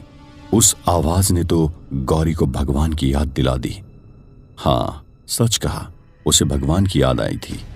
बूढ़े बाबा का दिया वो मंगलसूत्र जो बाबा ने कहा था कि उसमें मां के मंत्रों की अद्भुत शक्ति है। गौरी ने एक पल के लिए अपनी आंखें बंद की और उस मंगलसूत्र को एक बार फिर से अपने सिर से लगाया और परम शक्ति का ध्यान किया। बस अगले ही पल उन बंदरों की हलचल थम गई और शेर की दहाड़ अब उससे दूर जाती हुई महसूस होने लगी। कुछ ही पल बाद वहां का माहौल शांत हो गया। ये सचमुच चमत्कार था। घने दरख्तों से होते हुए गौरी वहां तक पहुंच चुकी थी जहां वे दोनों जंगल मिलते थे। उस मायावी जंगल से सही सलामत बाहर निकल जाना भी गौरी की एक बहुत बड़ी जीत थी। आखिरकार गौरी उस गुफा तक पहुंच गई थी, लेकिन उसने खुद को अब तक वहां पहरा दे रहे भूतों की नजर से बचाया हुआ था। बिना किसी पुख्ता प्लान के गौरी आगे नहीं बढ़ने वाली थी। जैसा कि उस चित्र पर बना हुआ था वैसा ही चित्र गौरी की आंखों के सामने भी आ गया। इसका मतलब वो सही रास्ते पर थी। वो गुफा बहुत खतरनाक लग रही थी। वहां ऐसी बड़ी छोटी बहुत सारी गुफाएं थी, लेकिन उस गुफा के ऊपर पत्थर की एक खतरनाक मूर्ति बनी हुई थी। शायद वह उस बेताल की मूर्ति थी जिसकी हुकूमत वहां थी। वहां आसपास पहरा दे रहे उन लुटेरे भूतों को देखकर इस बात में कोई शक नहीं रह गया था कि वे सभी उस बेताल का हुक्म मानते थे। कभी तो वो भूत पहरा देते हुए दिखाई दे रहे थे और अगले ही पल वो गायब हो जा रहे थे। इतने सारे भूतों का सामना गौरी कैसे कर पाएगी? इसका मतलब उसे फिर से रात होने का इंतजार करना पड़ेगा। इस वक्त दोपहर के करीब 1 बज रहे थे और रात होने में अभी काफी वक्त था। गौरी भूखी थी और वहां आसपास खाने लायक भी कुछ नहीं दिख रहा था। उसे वहीं कहीं छुपकर शाम होने का इंतजार करना था। गौरी थोड़ा घूमकर और मायावी जंगल से पहले ही बाहर निकलकर उस दूसरे जंगल में पहुंच गई ताकि कोई बड़ा हादसा न हो। गौरी और सिद्धार्थ का अब तक भूत प्रेत पिशाच और चुड़ैलों से सामना हुआ था, लेकिन एक बेताल की ताकत उनसे कहीं ज्यादा होती है। उसके खुद के पास तंत्र मंत्र की अद्भुत शक्तियां हुआ करती है और इस बेताल के पास तो हवेली के शैतान की जादुई तलवार भी आ गई है। तो ऐसे में इसका मुकाबला कर पाना लगभग नामुमकिन था। गौरी छुपने की तो कोशिश कर रही थी, लेकिन ऐसा हुआ नहीं। उस बेताल ने उसकी वहां मौजूदगी को सूंघ लिया था। अब गौरी एक चट्टान का सहारा लेकर थोड़ा आराम करने की कोशिश कर रही थी। तभी उस बेताल के भूतों ने उसे घेर लिया। गौरी को सीधे सीधे मौत के घाट उतारने से पहले वो बेताल गौरी के साथ खेलना चाहता था। वह इंसानों के खून से प्यास बुझाकर मस्त हो जाया करता था। गौरी जैसी कमसिन और खूबसूरत लड़की जब उसे दिखाई दी तो उस बेताल का खुद पर काबू नहीं रह गया। वहीं गौरी के अब तक सिद्धार्थ के साथ वापस न लौट आने पर मिस्टर बजाज, बूढ़े बाबा और गांव के तमाम लोग चिंता में डूबे हुए थे। उन्होंने माता दुर्गा की लगातार स्तुति करनी शुरू कर दी। उन्हें पता था कि संध्या आरती के वक्त अगर वे लोग पूर्ण श्रद्धा और विश्वास से माता की आरती करेंगे तो उन सब के मनोरथ जरूर पूर्ण होंगे। ढोलक, झांझ, मंजीरे, डमरू, खप्पर सभी बजने लगे। लाल चुनरी, लाल फूलों, लाल चूड़ियां आदि से मां का श्रृंगार किया गया और पूरे गांव वालों ने मिलकर आरती शुरू की। जहां गौरी के गले में बंधे उस मंगल सूत्र में आरती के वक्त एक शक्ति का प्रभाव होने लगा था, वहीं उस बेताल और उसके भूतों की ताकत लगातार कम होने लगी थी। गौरी ने अभी भी अपनी आंखें बंद कर रखी थी। थकान से वो चूर थी और भूख से बेहाल, लेकिन वो अपने मन में माता नवदुर्गा का ध्यान कर रही थी। बूढ़े बाबा ने उसे बताया था कि इस विपदा से उसे माता की शक्ति ही बाहर निकाल सकती है। तो क्या इस कठिन वक्त में सचमुच कोई चमत्कार होने वाला था जो कि गौरी को बचाने वाला था? गौरी को ऐसा एहसास हुआ जैसे उसे साक्षात देवी का दर्शन हुआ है और उन्होंने उसे विजय का वरदान दिया हो। लेकिन जैसे ही गौरी ने आंखें खोली, उसने खुद को भूतों से घिरा हुआ पाया। उसे ये अच्छी तरह से पता था कि आज माता की शक्ति के अलावा उसे और दूसरी कोई ताकत नहीं बचा सकती थी।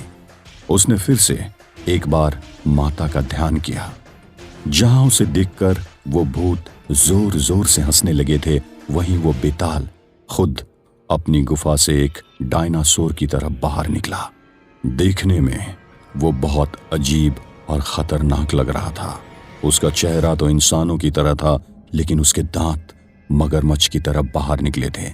उसके सिर पर बैलों की तरह सींग निकली हुई थी। उसकी लाल लाल आंखें और बड़ी बड़ी मूछें थी। उसके अजीब से डायनासोर की तरह पैर और पूंछ थी। देखने में वो हद से ज्यादा खतरनाक लग रहा था।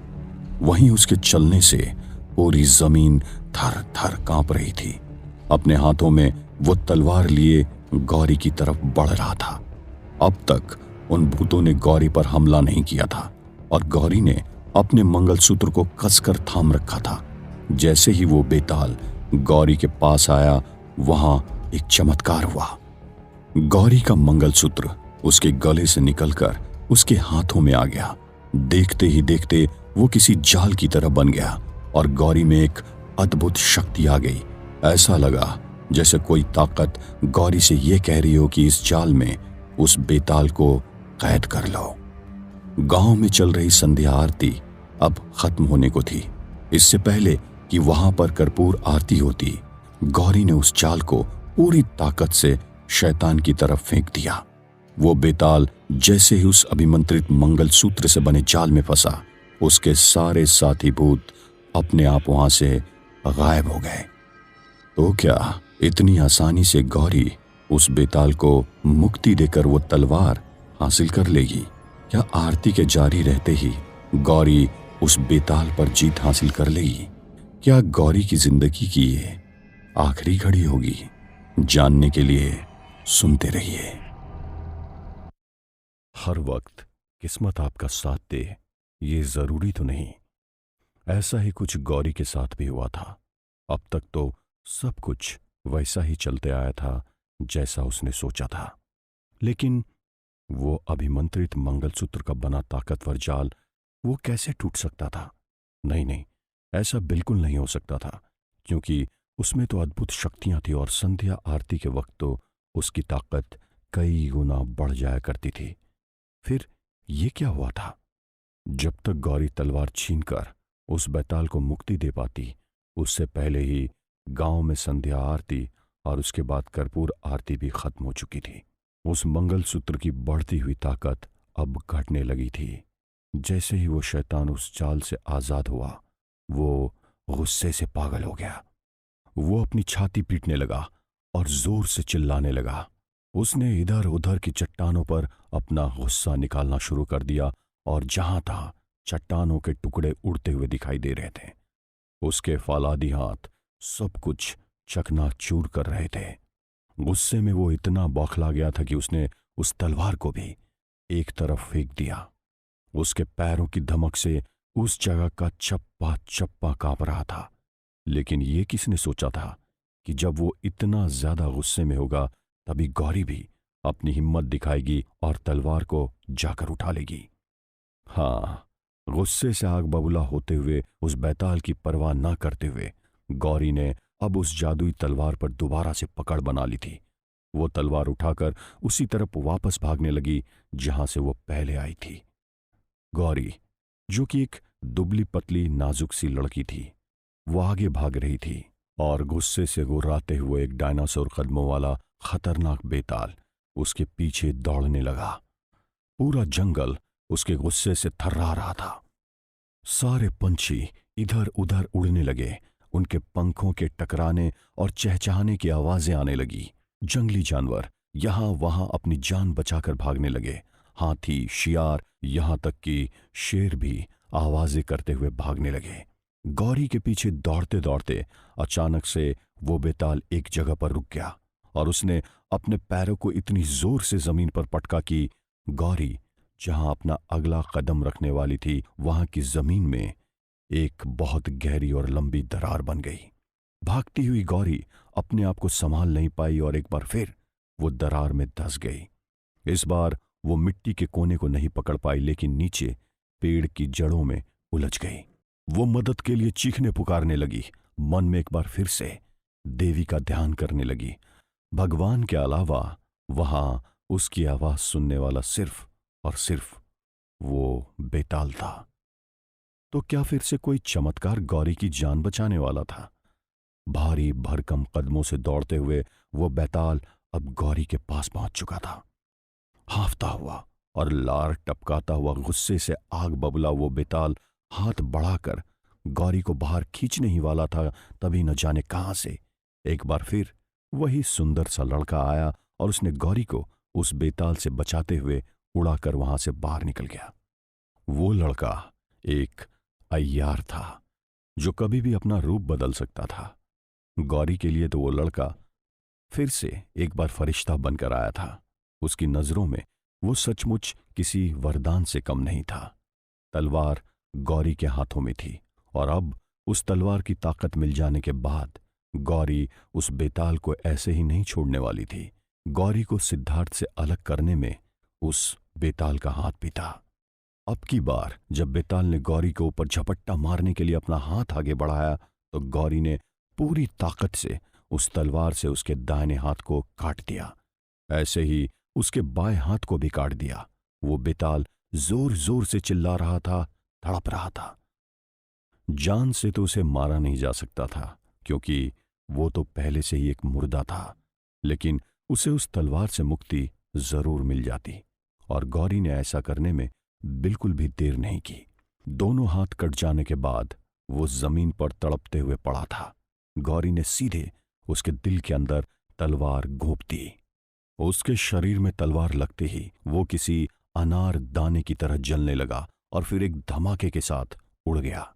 लेकिन बार बार गौरी की मदद करने के लिए आने वाला वो फरिश्ता आखिर था कौन और उसे वहां कौन भेज रहा था? सच तो ये था कि वो भले ही गौरी की मदद कर रहा था, लेकिन इसके पीछे भी एक साजिश छुपी हुई थी जिसे गौरी अब तक समझ नहीं पाई थी। मन में सवाल तो जरूर आ रहा था, लेकिन यह वक्त इन फजूल की बातों का नहीं था। गौरी वो तलवार हासिल कर चुकी थी और अब उसे जल्दी से जल्दी उस जंगल से बाहर निकलकर हवेली तक पहुंचना था। गौरी एक बार फिर दिन निकलने का इंतजार नहीं कर सकती थी और अब उसे ऐसा करने की जरूरत भी नहीं थी क्योंकि वो ताकतवर तलवार अब उसके पास थी। वह अय्यार गौरी की मदद करने के बाद कहीं गायब हो चुका था और गौरी अपने रास्ते पर आगे बढ़ चुकी थी। जब गौरी के हाथों में तलवार थी तो वापस लौटते वक्त परेशानियां उसके सामने आ भी कैसे सकती थी? ना कोई भूत, ना कोई खतरनाक जानवर और ना ही कोई दूसरी परेशानी कोई भी रास्ते में नहीं आया और गौरी लगभग आधी रात के वक्त गांव में पहुंच चुकी थी। ऐसा बहुत दिनों बाद हुआ था कि अभी वीरानगढ़ के लोग रात में भी जग रहे हों और वो अपने घरों के बाहर हो। ऐसा नहीं था कि वहां के लोग पहली बार नवरात्रा मना रहे थे, लेकिन इस बार देवी का जो चमत्कार उसे देखने में आ रहा था वैसा उन्होंने कभी नहीं देखा था और इस सब से उनके दिल में देवी के लिए भक्ति और उत्साह बहुत ज्यादा बढ़ गया था।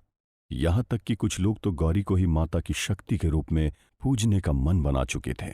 हालांकि गौरी ने जो किया था वो सचमुच कोई आम लड़की नहीं कर सकती थी, लेकिन जैसे वहां के हालात थे उसके हिसाब से तो गांव वालों का मानना भी सही था। स्त्रियों को शक्ति के रूप में पूजना यही तो हमारे देश का संस्कार है। खैर, गौरी तलवार लेकर गांव में नहीं गई। वो सबसे पहले हवेली पहुंची, लेकिन वो ये देखकर सन्न रह गई थी कि वो अभी बिल्कुल सही एरिया में थी, लेकिन उसे ढूंढने से भी कहीं हवेली नहीं दिखाई दे रही थी। पहले तो उसे लगा कि शायद अंधेरा ज्यादा होने की वजह से उसे कुछ ठीक से दिखाई नहीं दे रहा है, लेकिन जब वो और भी आगे बढ़ी तो वो समझ गई कि टॉर्च से भी उसे हवेली का नामो निशान तक नजर नहीं आ रहा था। ये सब कैसे हो सकता था? आखिर इतनी बड़ी हवेली कहाँ गायब हो सकती थी?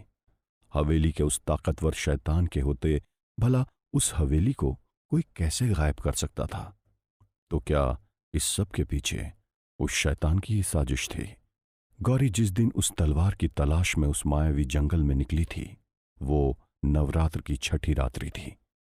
अगर उस हवेली को शैतान ने ही गायब किया था, तो ये तो सोचकर बिल्कुल अजीब लग रहा था कि ऐसा कैसे हो सकता था, क्योंकि वो शैतान तो खुद उस तलवार के लिए किसी भी हद तक जाने को तैयार था। बात सिर्फ इतनी थी कि वो शैतान श्रापित था और वीरानगढ़ के बाहर निकल पाना उनके बस में नहीं था, वरना कोई बेताल उसके आगे कहाँ टिकने वाला था। लेकिन अगर हवेली नहीं मिलेगी तो सिद्धार्थ कैसे मिलेगा? परेशान होकर गौरी अपना सिर नीचे करके माथे पर हाथ रखकर उसी जगह बैठ गई जहां वो अभी पहुंची थी। जैसे ही गौरी नीचे बैठी, उसे कुछ ऐसा दिखा जिससे उसकी आंखों में दोबारा चमक आ गई। गौरी को हवेली की नींव की पत्थर दिखाई दी। वो समझ गई कि ये सब कुछ उस शैतान का ही कारनामा है, लेकिन उसने ऐसा क्यों किया था, इसका जवाब तो उस शैतान के पास ही था। गौरी ने पूरी ताकत से नींव के पत्थर के बीच में दिखाई दे रही जगह पर उस तलवार को घोंप दिया। उसके ऐसा करते ही इलाके की सारी जमीन मानो जैसे कांपने लगी। एक पल को तो ऐसा लगा जैसे वहां पर सचमुच भूचाल आ गया हो। अचानक आसमान में बिजली चमकने लगी और बादल गरजने लगे। आसपास धूल का एक गुब्बारा छा गया और बड़ी ही जोरदार आवाज के साथ जमीन फटी और वो पूरी की पूरी हवेली एक बार फिर से ऊपर आ गई। शायद वो शैतान ये नहीं चाहता था कि नवरात्र के रातों में ही गौरी उस तलवार को वापस हवेली ले आए, लेकिन इन सब के पीछे क्या वजह थी, उसे समझ पाना बहुत मुश्किल था। जिस तरह की हलचल कुछ देर पहले वहां की जमीन में हुई थी और जैसी आवाज वहां गूंज रही थी, उससे गांव वालों को यह समझने में वक्त नहीं लगा कि हवेली में कुछ जरूर हुआ था। अब जो गांव वाले रात में घरों से बाहर तक निकलने की हिम्मत नहीं किया करते थे, वे भी बूढ़े बाबा और मिस्टर बजाज के साथ तुरंत हवेली की तरफ दौड़ लगाने लगे। जहां एक तरफ गांव वाले दौड़कर हवेली की तरफ आ रहे थे, वहीं हवेली के वापस जमीन पर आते ही गौरी उसके अंदर दाखिल हो चुकी थी। वो शैतान की तलवार वापस ले आई थी और अब उसे अपना सिद्धार्थ वापस चाहिए था। जब गौरी उस कमरे में पहुंची जहां पर वो तस्वीर थी, वहां उसे ना तो वो तस्वीर दिखाई दी और ना ही सिद्धार्थ का कोई अता पता लगा। वो शैतान आखिर चाहता क्या था? वो गौरी के साथ ऐसा क्यों कर रहा था? चाहे जो हो, गौरी को हर कीमत पर सिद्धार्थ चाहिए था। जैसे देवी ने महिषासुर का वध किया था, वैसे ही गौरी की आंखों में भी इस वक्त अंगारे साफ दिखाई दे रहे थे। तो क्या आज गौरी हवेली के उस शैतान को मुक्ति देकर ही मानेगी? लेकिन सिद्धार्थ कहाँ था? क्या गौरी को सिद्धार्थ अब कभी नहीं मिलने वाला था? आगे जो कुछ भी होने वाला था, वो सचमुच रोंगटे खड़े कर देने वाला था। उस हवेली में सिद्धार्थ तो नहीं दिखाई दिया था, लेकिन गौरी के लिए नई परेशानियां खड़ी हो गई थी। गौरी उस कमरे में खड़े होकर इधर उधर देख रही थी। तभी अचानक एक पत्थर के पुतले ने उसके कंधे को जोर से पकड़ लिया। तो आगे क्या होने वाला था? क्या उस शैतान ने सिद्धार्थ का काम तमाम कर दिया था? वो तस्वीर कहाँ गायब हो गई थी जिसमें से तलवार बाहर निकली थी और सिद्धार्थ जिसके अंदर समा गया था? आखिर वो शैतान चाहता क्या था? जानने के लिए सुनते रहिए। जब गौरी ने पीछे मुड़कर देखा तो वो पत्थर का पुतला जो उससे काफी बड़ा था, उसकी पकड़ गौरी के कंधों पर बहुत मजबूत बन गई थी। गौरी हिलने डुलने की कोशिश कर रही थी, लेकिन वो ना तो हिल पा रही थी और ना ही अपने कंधों को छुड़ा पा रही थी। वो पत्थर का पुतला अजीब सी आवाज में हंस रहा था। गौरी अपने दूसरे हाथ से तलवार तो लहरा रही थी, लेकिन उस पत्थर के पुतले तक नहीं पहुंच पा रही थी। उसे लगा कि अब किसी भी वक्त वो पत्थर का पुतला उसे अपने पैरों तले मसल देगा या उसकी गर्दन तोड़ देगा। लेकिन हुआ कुछ ऐसा जो उसने बिल्कुल नहीं सोचा था। उस बेवकूफ पुतले ने गौरी को दूर फेंक दिया हालांकि गौरी जमीन पर गिरी तो उसे हल्की अंदरूनी चोट जरूर आई थी, लेकिन अब उसके हाथ खुल चुके थे और हाथों में थी वही जादुई तलवार। फिर क्या था, गौरी आगे बढ़ी और उसने सीधा उस पुतले की गर्दन पर वार किया और उसकी गर्दन धड़ से अलग हो गई। लेकिन इसके बावजूद भी उसका धड़ आगे बढ़ रहा था और गौरी ने बिना वक्त बर्बाद किए उसकी कमर पर वार किया और उसके फिर से 2 टुकड़े हो गए। सिद्धार्थ, तुम कहां हो? क्या तुम मुझे सुन पा रहे हो? प्लीज रिप्लाई करो। गौरी सिद्धार्थ को पुकारते हुए चिल्लाने लगी, लेकिन वहीं दूसरी तरफ से कोई भी आवाज नहीं आ रही थी। हवेली के दरवाजों से टकराकर सिर्फ गौरी की ही आवाज गूंज रही थी। जब गौरी सिद्धार्थ को यहां वहां तलाश रही थी, तभी उसकी नजर अचानक किसी ऐसी चीज पर पड़ी जो उसने अब तक उस कमरे में कभी नहीं देखी थी। वो था एक बड़ा सा सिंहासन। ऐसा लग रहा था जैसे कि वह उस हवेली के मालिक कहे जाने वाले शैतान की राजगद्दी होगी। गौरी के हाथों में वो ताकतवर तलवार थी और ना जाने क्यों उसका मन किया कि वो जाकर खुद उस सिंहासन पर बैठ जाए। उस सिंहासन में एक अजीब सी कशिश थी। गौरी उसकी तरफ खींची चली जा रही थी। शायद ऐसा उसके हाथों में मौजूद कुछ रहस्यमय तलवार के कारण हो रहा था। तो क्या जिसके हाथों में वो तलवार हो वो उस सिंहासन पर भी बैठ सकता था? लेकिन इससे पहले कि वो ऐसा कुछ कर पाती, एक साथ हवेली के बहुत से दरवाजे धड़ाम धड़ाम की आवाज करके बजने लगे और इन्हीं में से एक दरवाजे के खुलते ही गौरी को सिद्धार्थ उल्टा लटका हुआ नजर आया। उसके बाल बिखरे हुए और कपड़े फटे हुए थे। अचानक वहां उस शैतान की आवाज गूंजी, लड़की, तुम पहले ही अपनी सारी मर्यादाएं लांघ चुकी हो। उस सिंहासन पर बैठने की हिम्मत भी मत करना। उस पर सिर्फ शैतान की हुकूमत है और वो सिंहासन सिर्फ मेरा है। कोई भी इंसान उस पर कभी नहीं बैठ सकता। हट जाओ वहां से, दूर दूर हटो। उसके बाद उस शैतान ने गौरी से कहा कि उसे फैसला करना होगा कि वो सिंहासन को चुनेगी या सिद्धार्थ को। अगर उसे वो सिंहासन चाहिए तो वो अपने साथ तलवार को रख ले, और अगर सिद्धार्थ चाहिए तो उस तलवार को ले जाकर उस सिंहासन पर रख दे। इस बात का फैसला करना गौरी के लिए बहुत आसान था। जैसे उस शैतान ने गौरी से कहा था कि उसे सिद्धार्थ की रिहाई के बदले में वो तलवार सिंहासन पर रखनी होगी, तो गौरी ने बिल्कुल वैसा ही किया और तलवार रख दिया और वहां से हट गई। उसे किसी भी सिंहासन का लालच नहीं था, उसे तो बस अपना सिद्धार्थ चाहिए था। तलवार लौटाकर गौरी ने सिद्धार्थ को बचा लिया था। उल्टा लटका कर रखे जाने और टॉर्चर किए जाने की वजह से सिद्धार्थ की हालत अब कुछ ठीक नहीं थी। वो बड़ी मुश्किल से चल पा रहा था। जब वे दोनों वहां से आगे बढ़ने लगे, उसी दौरान वो तस्वीर जो पहले गायब हो चुकी थी, दीवार फाड़कर दोबारा अपनी जगह पर आ गई। लेकिन एक बात जो गौरी को बिल्कुल समझ नहीं आ रही थी कि अगर सिद्धार्थ की वजह से उस शैतान का इतना नुकसान हो रहा था, तो फिर उसने सिद्धार्थ को इतनी आसानी से छोड़ कैसे दिया था। जब से सिद्धार्थ वीरानगढ़ आया था, तब से उसने हवेली के दरवाजे को एक एक करके खोलना जारी रखा था और बहुत सी पहेलियों को सुलझा दिया था। हवेली का वो शैतान जो न जाने कितने बेकसूर लोगों की भी जान ले चुका था, अपने इतने बड़े दुश्मन को कैसे जाने दे सकता था। गौरी का सोचना सही था। जैसे ही वे दोनों हवेली के बाहर निकलने लगे, वो सिंहासन और वो जादुई तलवार पहले तो उसी जगह पर बहुत तेज रफ्तार से घूमने लगे और फिर तेज रफ्तार से किसी बॉल की तरफ बाउंस होकर सिद्धार्थ और गौरी को हिट करने के लिए उनकी तरफ बढ़े।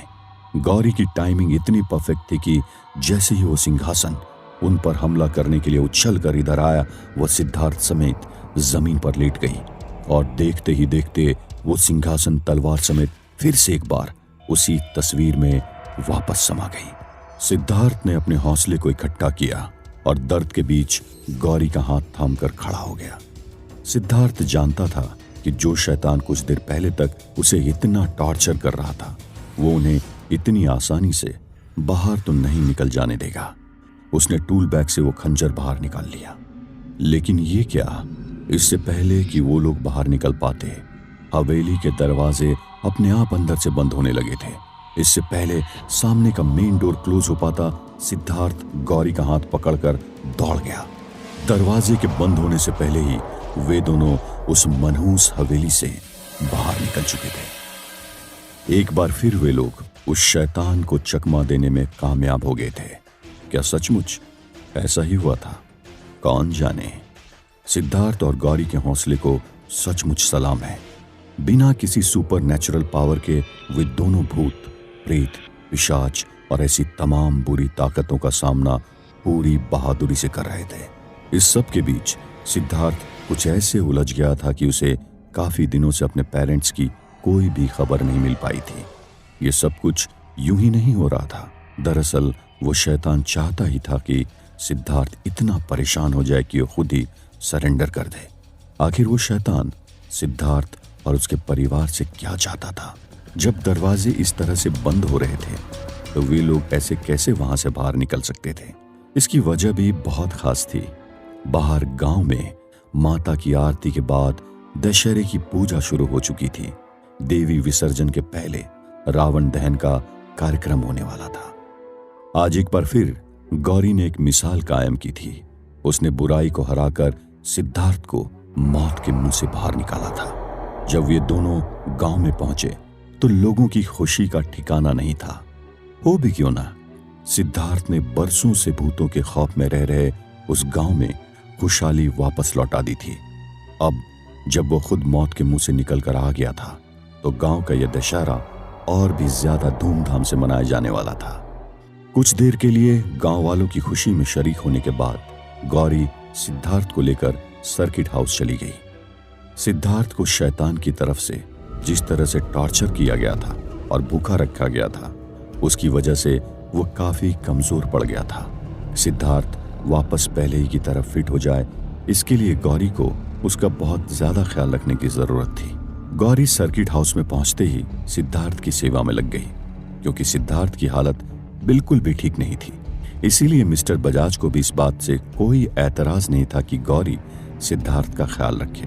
बाकी लोग भी सिद्धार्थ की हालत को लेकर परेशान थे। ये पल उन दोनों की जिंदगी में बहुत खास और प्यार के एहसास से भरा हुआ था। अब तक जिस प्यार का इजहार नहीं हो पाया था वो गौरी के देखभाल करने के तरीके से साफ जाहिर हो रहा था। एक बार फिर रात होने को थी और गौरी अभी भी सिद्धार्थ के ही कमरे में थी। एक पल के लिए भी सिद्धार्थ से अलग नहीं होना चाहती थी, लेकिन मिस्टर बजाज को ये सब ठीक नहीं लग रहा था। उन्हें खुद भी सिद्धार्थ की परवाह थी, लेकिन अपनी जवान बेटी को इस तरह से एक लड़के के साथ हर वक्त कैसे बर्दाश्त कर सकते थे? सिद्धार्थ बिस्तर पर लेटा हुआ था और गौरी उसके बाजू में बैठी हुई थी। गौरी ने सिद्धार्थ को थोड़ा दलिया खिलाया था और अभी वो आराम कर रहा था। जब से वे दोनों गांव में आए थे, परेशानियों ने उनका पीछा नहीं छोड़ा था, लेकिन अभी हालात कुछ अलग थे। सिद्धार्थ के लिए ये वक्त आराम करने का था। अब गौरी ज्यादा देर तक वहां नहीं बैठे रह सकती थी। जब गौरी बाजू से उठकर जाने लगी तो सिद्धार्थ ने उसका हाथ पकड़ लिया। गौरी अपने दूसरे हाथ से उसके सिर पर हाथ फेरने लगी। सिद्धार्थ ने गौरी के हाथ को चूम लिया और फिर गौरी ने भी गुड नाइट कहते हुए सिद्धार्थ के माथे पर किस किया और अपने कमरे में चली गई। लेकिन इस सब के बीचों बीच कुछ ऐसा हुआ जिसकी उम्मीद उन दोनों को थी ही नहीं। सिद्धार्थ के कमरे की खिड़की खुली हुई थी और ये सब कुछ मिस्टर बजाज देख रहे थे। उन्हें अपनी बेटी गौरी पर बहुत ज्यादा यकीन था, लेकिन गौरी ने उनका विश्वास तोड़ दिया था। सिद्धार्थ एक अच्छा लड़का था और मिस्टर बजाज उसे लेकर काफी पॉजिटिव भी होते जा रहे थे, लेकिन अभी जो हुआ था वो बिल्कुल ठीक नहीं था। उसके बाद उन दोनों के प्यार के रिश्ते में एक बहुत बड़ा ट्विस्ट आने वाला था। आगे वे दोनों एक दूसरे के साथ किस तरह से रहेंगे और मिस्टर बजाज आगे क्या करने वाले थे, ये तो देखने वाली बात होगी। तो क्या गौरी और सिद्धार्थ कभी एक भी हो पाएंगे? क्या मिस्टर बजाज कभी इस रिश्ते के लिए खुले दिल से हाँ कर पाएंगे? गौरी और सिद्धार्थ की जिंदगी में अगला पड़ाव क्या होने वाला था? वाईयार जिसने अब तक मायावी जंगल में उस बेताल से गौरी की जान बचाई थी, वो अब गांव आ चुका है। उसके गांव में आने की वजह क्या हो सकती है, जानने के लिए सुनते रहिए। सिद्धार्थ के उस दिन उस तस्वीर में कैद हो जाने और फिर उसे छुड़ाने के लिए गौरी को जो इतनी मशक्कत करनी पड़ी, अगर इस बात को छोड़ दिया जाए तो कुल मिलाकर वीरानगढ़ का माहौल काफी अच्छा ही कहा जा सकता था। यह सचमुच काफी दिनों बाद हुआ था कि वीरानगढ़ में किसी की अकाल मृत्यु नहीं हुई थी। दशहरे जैसा बड़ा त्योहार होने के बावजूद भी किसी को भी उस भूता गांव में कोई भी भूत, प्रेत या चुड़ैल नहीं दिखाई दिए थे। और उन लुटेरों ने जिन गांव वालों को छोड़ा था, उनके और उनके परिवार की खुशी का तो ठिकाना नहीं था। इस बार के नवरात्र वीरानगढ़ के लिए बहुत ही खास रहे थे। इसीलिए कई सालों के बाद ऐसा हुआ था कि दशहरे के मौके पर वीरानगढ़ में एक मेला लगा था। गांव के सभी लोग बहुत ज्यादा खुश थे। हम चाहे 21वीं सदी में हो या और भी आगे बढ़ जाएं, लेकिन मेलों का अपना एक अलग ही मजा होता है। बरसों पहले यह मेला लगा करता था, दशहरे से दीपावली तक, लेकिन गांव की उस मनहूस हवेली की वजह से सभी खुशियां बर्बाद हो गई थी। सिद्धार्थ के वहां आ जाने से इस साल ऐसी उम्मीद थी कि मेला सचमुच दीपावली तक चलेगा। वहां कई ऐसे छोटे और टीनेजर बच्चे थे जिन्होंने अपने गांव में इस तरह की खुशहाली पहले कभी नहीं देखी थी। झूले, मौत का कुआं, सर्कस, पानी पूरी, चाट भेल और ऐसी बहुत सारी दुकानें जो वीरानगढ़ के तो कई बच्चों ने पहली बार देखी थी। जब गौरी को मेले के बहुत शानदार होने के बारे में पता चला तो वो खुद को मेला देखने और शॉपिंग करने से रोक नहीं पाई। भले ही गौरी एक बहुत टफ और मॉडर्न लड़की थी, लेकिन आखिर थी तो वो भी एक लड़की ही, और शॉपिंग को लेकर उसका अफेक्शन नेचुरल था। मेले में जाकर वो आइवरी आइटम्स और लाह के कंगना को बड़े गौर से देख रही थी। हालांकि वो आज के जमाने की लड़की थी, लेकिन फिर भी चूड़ियां, बिंदी और ऐसे ही दूसरी ट्रेडिशनल आइटम्स उसे बहुत ज्यादा अट्रैक्ट करते थे। और सबसे ज्यादा तो राजस्थानी लहंगा गौरी को वो बहुत ज्यादा पसंद आ रहा था। अभी गौरी उस राजस्थानी लहंगे की दुकान में मोल भाव कर ही रही थी, तभी उसे एक जानी पहचानी सी केवड़े की स्मेल आई। इतना बड़ा मेला था, वहां अलग अलग तरह की स्मेल्स आना आम बात थी, इसीलिए गौरी ने इस चीज को इतनी ज्यादा तवज्जो नहीं दिया। अचानक एक लड़का गौरी के ठीक पीछे खड़ा हो गया। वो लड़का देखने में गोरा, ऊंची कटकाठी वाला और बहुत हैंडसम था। उसकी आंखें काली और बड़ी थी। हल्की सी ट्रिम की हुई दाढ़ी और गॉगल्स लगाए हुए उस लड़के के पास से ही वो केवड़े की स्मेल आ रही थी। जब गौरी को लगा कि कोई उसके पीछे खड़ा है तो वो देखने के लिए टर्न हुई। Blue jeans, red T shirt पहने हुए उस लड़के को देखकर वो भौचक्का रह गई। इससे पहले कि गौरी कोई सवाल पूछ पाती, उस लड़के ने खुद गौरी से कहा, देखिए माफ कीजिएगा, लेकिन हो सकता है कि आप मुझे यहाँ पर देखकर हैरान हो गई हो, लेकिन मैं यहाँ पर आप लोगों की मदद के लिए आया हूँ। नहीं, बिल्कुल भी नहीं, आप ट्रस्ट नहीं करेंगे, बट मुझे आपको देखकर बहुत ज्यादा हैरानी नहीं हुई, गौरी ने जवाब दिया। उसके चेहरे पर गौरी के जवाब से जो सरप्राइज्ड एक्सप्रेशंस आ गए थे, गौरी ने उसे दूर करते हुए उस लड़के से कहा, आपने मेरी जान बचाई थी, मैं हमेशा आपके एहसानमंद रहूंगी। लेकिन एक बात मैं बहुत अच्छी तरह से जानती हूँ, इस वीरानगढ़ में आने के बाद मैंने ऐसा कोई भी इंसान नहीं दिखा जो बिना मतलब की मदद कर दे। यही कारण है कि मैंने आपसे कहा कि मैं आपको देखकर हैरान नहीं हूँ। मैं जानती थी आप मेरे पास जरूर आएंगे। जब गौरी और वो हैंडसम बॉय एक दूसरे से इस तरह की बातें कर रहे थे, तब अचानक सिद्धार्थ भी घूमते हुए मेले में आ गया। एक्चुअली जब सिद्धार्थ को पता चला कि गौरी मेला घूमने गई है तो उससे रहा नहीं गया और गौरी से कुछ बातें करने के लिए वो भी वहां पहुंच गया। सच तो ये था कि गौरी को इस तरह से किसी स्ट्रेंज और हैंडसम बॉय से बात करते हुए देखकर सिद्धार्थ को जलन और इनसिक्योरिटी दोनों होने लगी थी। जब वो गौरी के पास आया तो गौरी ने सिद्धार्थ को बताया कि सिद्धार्थ, इनसे मिलो, ये युवराज हैं, ये वही फरिश्ते हैं जिन्होंने मायावी जंगल में 2 बार मेरी जान बचाई थी। गौरी ने आगे कहा कि उसी की वजह से सिद्धार्थ उस शैतान की गिरफ्त से बाहर निकल पाया। अगर वो ना होता तो शायद गौरी भी वो तलवार कभी भी हासिल न कर पाती। गौरी से उसके बारे में ये बातें सुनने के बाद सिद्धार्थ का उसका एहसानमंद होना लाजमी था। उन दोनों ने युवराज का शुक्रिया अदा किया और उनसे कहा कि उन्हें खुशी है कि कोई ऐसा इंसान उनसे मिलने आया जिसने अनजान होने के बावजूद भी उनकी मदद की। जब सिद्धार्थ ने उनसे पूछा कि वीरानगढ़ जैसी जगह पर वो क्यों आया था, तो उसने कहा कि उसके साथ एक ऐसा ट्रेजरी हुई थी। उसकी बदकिस्मती उसे वीरानगढ़ ले आई थी। वीरानगढ़ आने के बाद वो दिव्या नाम की एक लड़की के पीछे पागल हो गया था। कमाल की बात तो ये थी कि दिव्या और युवराज के बीच में जो कुछ भी चल रहा था, गांव वालों को इस सब के बारे में कुछ भी पता नहीं चल पाया था। अगर पता चल भी जाता तो क्या होता? उस गांव में ऐसा कोई था ही नहीं जो किसी अजनबी के लिए इतना परेशान हो। वहां के लोगों को तो भूतों से भी ज्यादा डर अजनबियों से लगा करता था। युवराज को तो कभी ये बात समझ में आई ही नहीं थी कि वो कब उस शैतान की शतरंज का एक प्यादा बन गया था। मेले के दौरान वहां पर घटी एक नई घटना जिसे लोगों ने बहुत ज्यादा अटेंशन नहीं दी थी, वो थी गांव में इस नए आदमी की एंट्री। लोगों का आना जाना तो हर जगह लगा रहता है। हालांकि वीरानगढ़ एक मनहूस गांव था, लेकिन इसका मतलब ये तो नहीं कि वहां पर आने जाने वाले लोगों को गांव के बाहर ही रोक दिया जाए। इस बार दशहरा उत्सव को देखने के लिए गांव में एक नया आदमी आया था और सिद्धार्थ उससे बात कर रहा था। गांव में भला किसी को इस बात से क्या एतराज हो सकता था? उसने सिद्धार्थ और गौरी को अभी तक के अपनी सच्चाई नहीं बताई थी। वो बस गांव के लोगों को ये बताना चाहता था कि वो बेताल और शैतान का परेशान किया हुआ एक लाचार शख्स था। उसने उन्हें बताया कि किस तरह से उस बेताल और हवेली के शैतान ने उसे अपने जाल में फंसा लिया था। उसने सिद्धार्थ और गौरी को यह भी बताया बेताल और शैतान वास्तव में एक दूसरे से कनेक्टेड थे, लेकिन किसी वजह से वो बाद में एक दूसरे से अलग हो गए। वास्तव में वो खुद एक मायावी मलंग है जो कि उन नरभक्षी लोगों में से एक है जो जिंदा इंसानों का शिकार किया करता है। गोरा, मुस्कुराता हुआ चेहरा, लंबा कद, बड़ी बड़ी काली आंखें, मस्क्यूलर बॉडी। वो लड़का देखने में इतना ज्यादा हैंडसम और क्यूट था कि उसके बारे में ऐसा वैसा कुछ भी सोच पाना बिल्कुल इम्पॉसिबल था। वो मायावी जंगल में रहता था। अगर बात की जाए उसकी रियल आइडेंटिटी की तो वो सिर्फ एक मायावी मलंग था जो पहले एक आम इंसान हुआ करता था जिसका नाम युवराज था।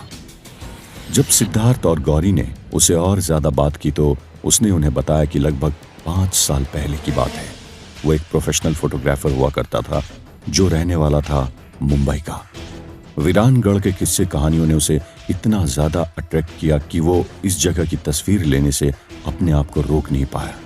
यूं तो वो फोटोग्राफी की दुनिया में अच्छा खासा नाम रखता था, लेकिन आज तक उसे कभी इंटरनेशनल फोटोग्राफी अवार्ड नहीं मिला था। उसकी दिली ख्वाहिश थी कि उसका नाम सारी दुनिया जाने। क्योंकि वो मुंबई का था इसलिए गांव के बारे में वो बहुत कम जानता था। वीरानगढ़ के बारे में उसने बहुत कुछ सुन रखा था, लेकिन मुंबई का रहने वाला कोई शख्स इस तरह की बेहुदा बातों पर कैसे यकीन कर सकता था? वो मायावी जंगल में कैसे आया और किस तरह से वो इंसान से एक हैवान बन गया, इसकी कहानी सचमुच बहुत दर्दनाक थी। अपने पैशन को फॉलो करते हुए वीरानगढ़ आया था। उसे क्या पता था कि जो बातें उस जगह के बारे में की जाती थी वो कोई किस्से या कहानियां नहीं थी, लोगों के साथ बीत रही हकीकत थी। वीरानगढ़ आने के बाद उसे कभी नहीं पता चला कि यहाँ के रहने वाले लोगों के बीच में भी ऐसे लोग रहा करते थे जो इंसान के वेश में तो थे, लेकिन वो भूत, प्रेत, पिशाच, चुड़ैल, डायन हुआ करते थे। उस मायावी मलंग की दुनिया उस दिन बदल गई जब अनजाने में उसका सामना गांव की एक हसीना से हो गया। वो लड़की देखने में बेहद अट्रैक्टिव थी। अब तक मुंबई की चकाचौंध में रहने के बावजूद भी उसने कभी भी इतनी खूबसूरत लड़की नहीं देखी थी। शहर की बनावट से दूर गांव की क्यूट और नेचुरल ब्यूटी उसे देखकर वो अपने होश खो बैठा। चूंकि वो भी बाहर का रहने वाला था, इसलिए उसने भी वीरानगढ़ में रहने के लिए उसी गेस्ट हाउस को बुक करवाया था जिसमें सिद्धार्थ और बाकी लोग रह रहे थे। उसने बताया कि शुरुआत में वीरानगढ़ आने पर उसे उन लोगों की बातों पर हंसी आने लगी थी जिन्होंने उनसे कहा था कि वीरानगढ़ में भूतों का डेरा है। गांव की जिस लड़की ने उसकी जिंदगी बदल दी थी, उस खूबसूरत लड़की का नाम था दिव्या। जब वो उससे आकर मिली तो उसे यकीन ही नहीं हुआ कि गांव में कोई ऐसी लड़की भी हो सकती है। वो न सिर्फ सुंदर थी बल्कि पढ़ी लिखी और समझदार भी थी। उसे जहां तक कि फोटोग्राफी के लिए बेस्ट स्पॉट सिलेक्शन करने का भी बहुत बढ़िया नॉलेज था। बस ऐसे ही वे दोनों एक दूसरे को पसंद करने लगे। गांव वालों की नजर से छुपकर एक दूसरे से रोज रोज मिलने लगे थे। ये सब कुछ गांव वालों की नजरों से बचकर हो रहा था। गांव वाले इस तरफ ध्यान ही नहीं देना चाहते थे। लेकिन दोस्तों, आपको क्या लगता है, क्या सचमुच उस मायावी मलंग युवराज की बातों में कोई सच्चाई थी? क्या वो किसी नेक मकसद से वहां आया था? क्या उसका भी दिल गौरी पर आ गया था और वो सिद्धार्थ और गौरी के बीच में मिसअंडरस्टैंडिंग पैदा करना चाहता था? क्या सिद्धार्थ गौरी को उस पर यकीन कर लेना चाहिए? तो क्या सिद्धार्थ उसे एक फरिश्ता मानकर उसे अपने साथ रहने देगा? क्या उन दोनों के बीच किसी चीज को लेकर झगड़ा हो सकता है? वो किस इरादे को लेकर वहां आया था? क्या उसे गौरी से प्यार हो गया था, या वो हवेली के शैतान से कोई पुराना हिसाब चुकता करना चाहता था? जानने के लिए सुनते रहिए। जहां एक तरफ मायावी मलंग युवराज अपनी कहानी सुना रहा था, वहीं दूसरी तरफ सिद्धार्थ उसकी बातों पर यकीन तो कर रहा था, लेकिन उसका मन तो कहीं और ही था। मेले में आने से पहले सिद्धार्थ को मिस्टर बजाज ने अपने कमरे में एक खास मकसद से बुलाया था। उन्होंने वहां सिद्धार्थ से साफ तौर पर कह दिया था कि वो अब कभी भी नहीं चाहेंगे कि सिद्धार्थ उनकी बेटी का गलत फायदा उठाए। मिस्टर बजाज ने सिद्धार्थ को जो कुछ भी कहा था, उन सारी बातों ने सिद्धार्थ को बहुत दुख पहुंचाया था। हालांकि एक पिता होने के नाते उन्होंने जो कुछ भी कहा था उसमें बहुत ज्यादा कुछ गलत नहीं था, लेकिन सिद्धार्थ का प्यार भी सच्चा था। मिस्टर बजाज ने यह सब कुछ इसलिए कहा था क्योंकि उन्होंने उस दिन सिद्धार्थ और गौरी को एक दूसरे को किस करते हुए देख लिया था। जाहिर सी बात है, कोई भी पिता अपनी बेटी को इस तरह से किसी लड़की को चूमते हुए कैसे देख सकता है। मिस्टर बजाज ने गौरी को सिर्फ नाजों से नहीं पाला था, बल्कि उन्होंने उसे काफी अच्छे संस्कार भी दिए थे। लेकिन उनकी नजरों में गौरी ने उनके संस्कारों का मजाक उड़ाया था। वे ये सारी बातें गौरी से इसलिए नहीं करना चाहते थे क्योंकि रिश्तों में कुछ मर्यादा भी होनी चाहिए। वे गौरी को इस बात का एहसास नहीं दिलाना चाहते थे कि वो उनकी नजरों में पहले से काफी गिर चुकी थी। हाँ, ये बात सही थी। मिस्टर बजाज को तो शुरुआत से ही सिद्धार्थ और गौरी का यूं नजदीक आना बिल्कुल पसंद नहीं था, लेकिन वे भी आज के जमाने के पिता थे और इस बात को जानते थे कि एक लड़के लड़की में दोस्ती भी हो सकती है। उन्हें सिद्धार्थ और गौरी की दोस्ती से कोई ऐतराज नहीं था, लेकिन वे लोग सिर्फ दोस्त नहीं रह गए थे। मिस्टर बजाज ने सिद्धार्थ की उन हरकतों के बारे में भी सुना था जो उसने उस पिशाचनी सानिया के बहकावे में आकर की थी। आखिर जवानी का दौर मिस्टर बजाज ने भी देखा था, इसलिए सिर्फ ये कह देना कि वो बहक गया था या उस पर कोई जादू कर दिया गया था, इससे सिद्धार्थ को क्लीन चिट नहीं दी जा सकती थी। उस पर जादू चला था, लेकिन हुस्न का, हवस का, कम से कम मिस्टर बजाज का तो यही मानना था। उसके मन में सिद्धार्थ को लेकर कुछ ज्यादा ही कड़वाहट भर गई थी। उसे कभी न कभी तो बाहर निकलना ही था। जब उन्होंने सिद्धार्थ को अपने कमरे में बुला ही लिया था तो उन्होंने उसे ये भी कह दिया कि वे आज तक नहीं भूले हैं कि सिद्धार्थ के पिता के उन पर कितने एहसान हैं, लेकिन एक एहसान का बदला ये तो नहीं कि वे चुपचाप अपनी बेटी को दांव पर लगा दे। उन्होंने तो सिद्धार्थ को यह भी कहा कि अगर वो चाहे तो उसके पेरेंट्स के वापस मिल जाने के बाद वो उन्हें उनकी नौकरी से निकाल भी सकता है। इतना सब कुछ सुन लेने के बावजूद भी सिद्धार्थ ने मिस्टर बजाज को बिल्कुल भी कोई जवाब नहीं दिया था। उसका खामोश रहना ही इस बात का सबूत था कि जब गौरी और उसने एक दूसरे को किस किया था तो उनका इंटेंशन कोई गलत नहीं था। बहरहाल जो भी हुआ था, सिद्धार्थ उसे जस्टिफाई करने की कोशिश नहीं करना चाहता था। वो भी इस बात को समझ सकता था कि अगर मिस्टर बजाज की जगह वो एक पिता होता तो शायद उसका भी यही रिएक्शन होता। तब शायद वो भी किसी लड़के का कोई एक्सक्यूज सुनना पसंद नहीं करता। खैर, जो कुछ भी हुआ अच्छा ही हुआ, क्योंकि कहीं ना कहीं सिद्धार्थ गौरी की वजह से अपने खास मकसद को दरकिनार करते जा रहा था। उसे जल्दी से जल्दी अपने पेरेंट्स को ढूंढ निकालना था।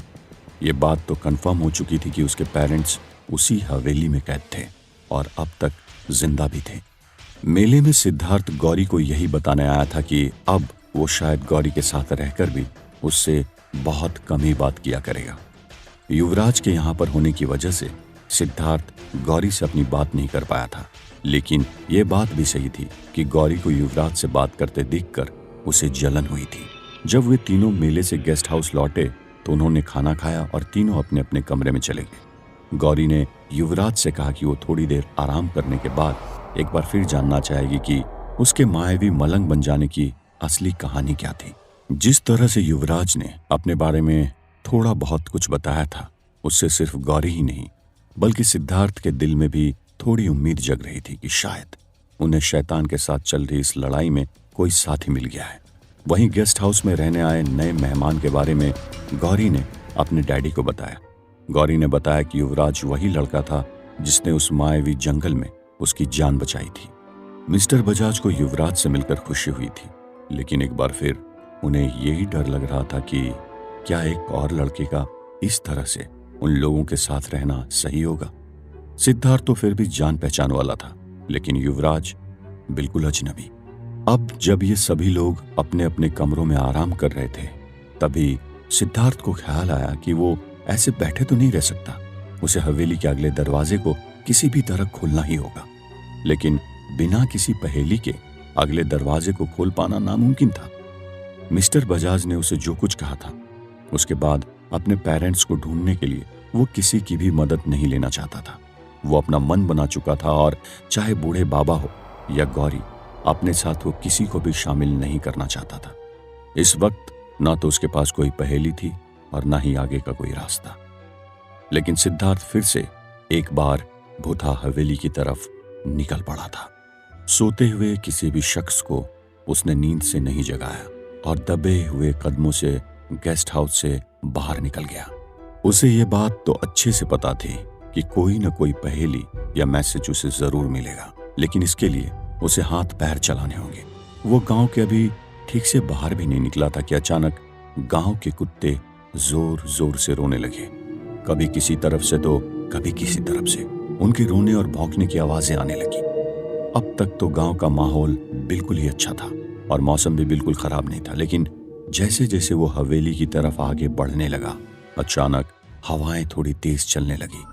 उसने जब आसमान में देखा तो उसे बहुत सी चमगादड़ इधर उधर आवाज करती हुई उड़ती दिखाई दी। अभी बहुत ज्यादा रात नहीं हुई थी।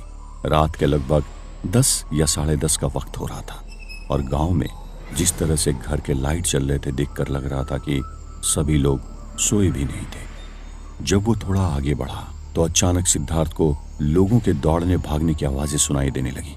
अरे चौधरी, आग लग गई, आग लग गई! अरे देखो, तुम्हारा पुराना घर बुरी तरह जल रहा है। अरे पानी डालो, निकलो, घर से बाहर निकलो। लोग अपने साथ पानी लेकर उस घर की तरफ दौड़ते हुए चिल्लाने लगे। इतनी अच्छी तरह से दशहरे का उत्सव मनाया गया था, तो फिर अचानक से आग कहां से लग गई थी?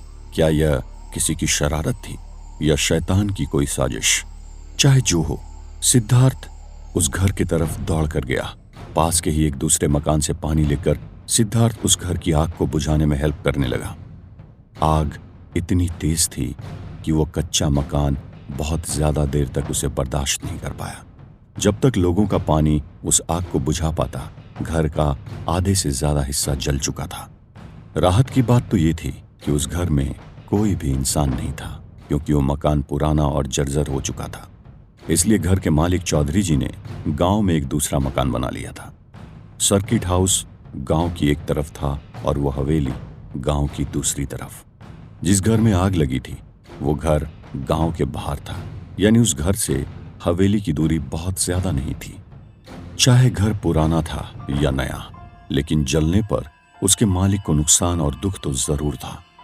वहां मौजूद सभी लोगों के साथ सिद्धार्थ ने भी चौधरी जी के मकान के जलने का अफसोस जताया और जले हुए मकान को ठीक से देखने लगा। घर के मालिक और गांव के बाकी लोगों का उस जले हुए मकान को देखना बिल्कुल आम बात थी, लेकिन सिद्धार्थ आग लगने के कारण को खोजना चाहता था। वीरानगढ़ में इतने दिन गुजार लेने के बाद सिद्धार्थ को ये बात तो अच्छी तरह से समझ आ गई थी कि वहां हो रही सभी घटनाएं उस शैतान की मर्जी से हो, ये तो नहीं कहा जा सकता था, लेकिन ज्यादातर घटनाएं उसी की शैतानी साजिश हुआ करती थी।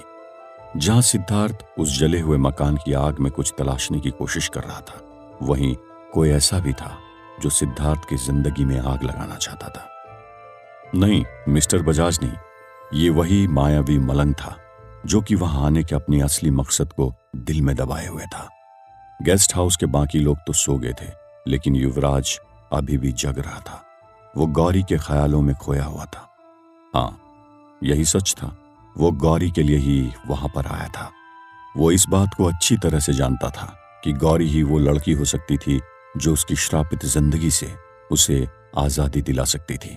उसे अपनी पिछली गलती को सुधार कर वापस एक आम इंसान बनना था। लेकिन गौरी और सिद्धार्थ को तो अब तक ये भी नहीं पता चल पाया था कि वो एक नरभक्षी क्यों बन गया था। ऐसा नहीं था कि सिर्फ वो गौरी के बारे में सोच रहा था। सोने से पहले गौरी के दिमाग में भी बस वही घूम रहा था, उसका वो मासूम चेहरा और गौरी की मदद करने के लिए अपनी जान पर खिल जाना। गौरी युवराज के बारे में सब कुछ नहीं जान पाई थी और उसे अचानक से उसकी बताई हुई अधूरी लव स्टोरी में इंटरेस्ट आने लगा था। तो क्या ये माना जा सकता था कि गौरी भी उसकी तरफ खींची जा रही थी?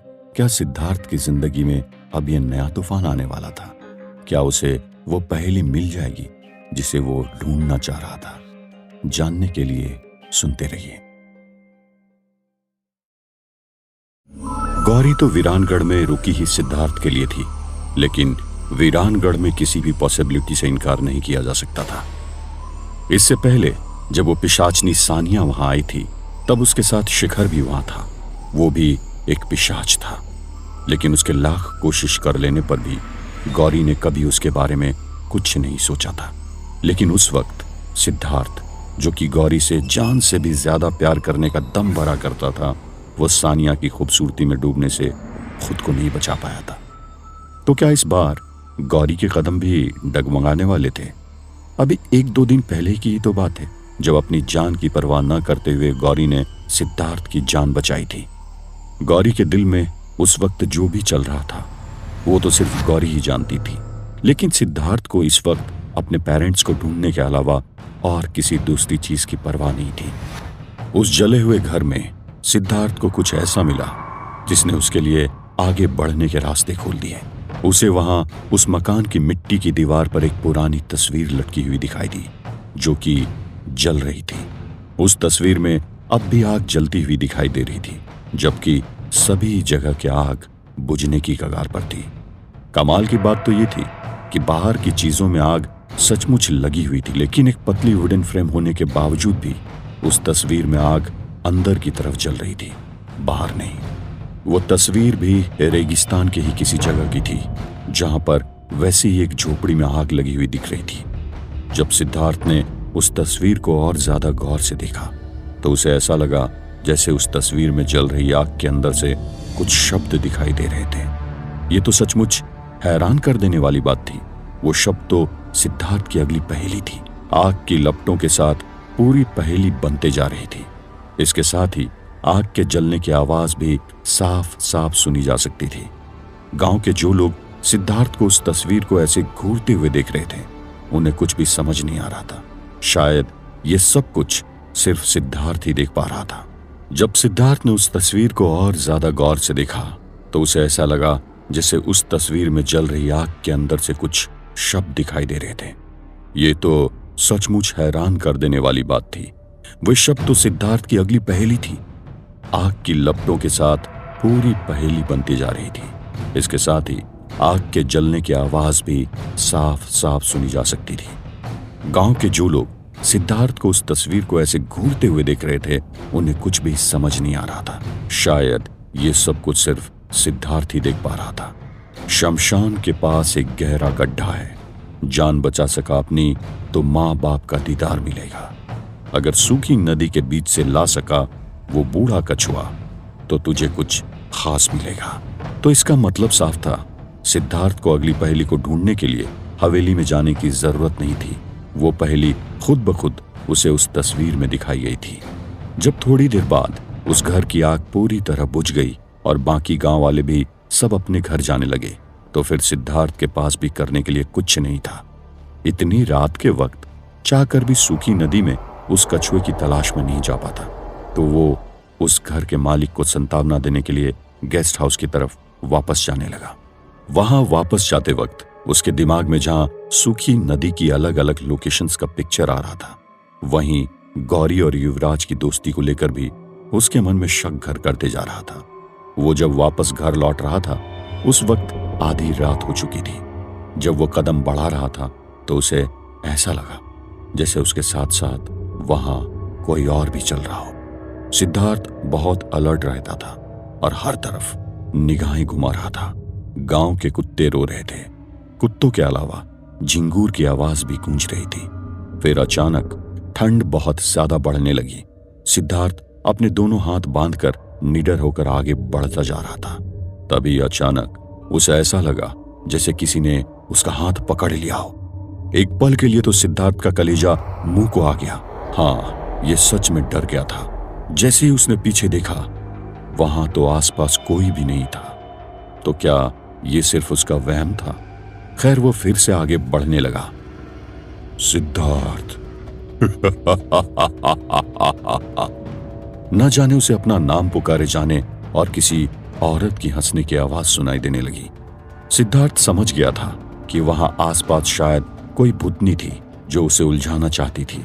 उसे सिर्फ इतना करना था कि बिल्कुल अब पीछे मुड़कर नहीं देखना था, क्योंकि अगर वो ऐसा करेगा तो सिर्फ उसके लिए परेशानी ही बढ़ेगी। वो गेस्ट हाउस की तरफ आगे बढ़ते रहा। पायल की छन छन की आवाज उसका पीछा करते रही, लेकिन इतने दिनों से उस बुधा जगह पर रहने के बाद वो इन बातों की इतनी परवाह नहीं करता था। वो गेस्ट हाउस पहुंचा और अपने कमरे में जाकर सो गया। रात को क्योंकि वो देर से सोया था, इसलिए वो देर से जगा, लेकिन बाकी लोग जा चुके थे। दयाल ने उसके रूम का दरवाजा खटखटाया और कहा, आप फ्रेश हो जाइए, चाय नाश्ता तैयार हो गया है। जब सिद्धार्थ फ्रेश होकर डाइनिंग टेबल पर पहुंचा तो उसने देखा कि युवराज और गौरी एक दूसरे से बातें करने में मशरूफ थे।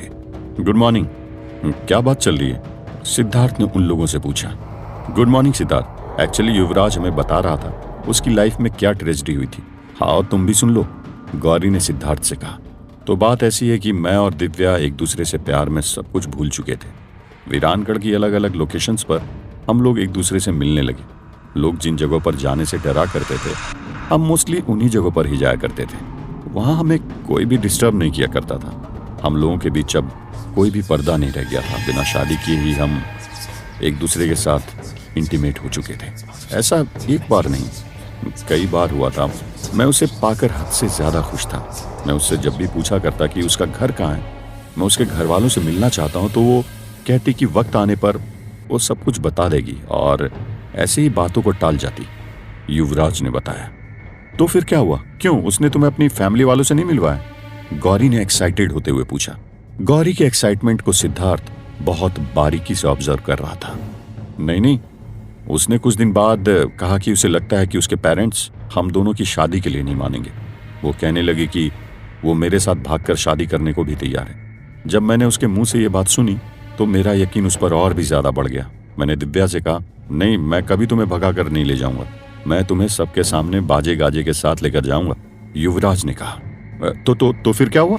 ये सब तो हर एक लव स्टोरी में होता है, तो फिर तुम्हारे साथ ट्रेजेडी कहाँ से हो गई? गौरी ने पूछा। एक दिन हवेली से थोड़ी दूर बने उस खंडर में मैं कुछ तस्वीरें लेने के लिए गया था, तो मैंने देखा कि दिव्या एक लड़के का हाथ थामे उन खंडर की तरफ जा रही थी।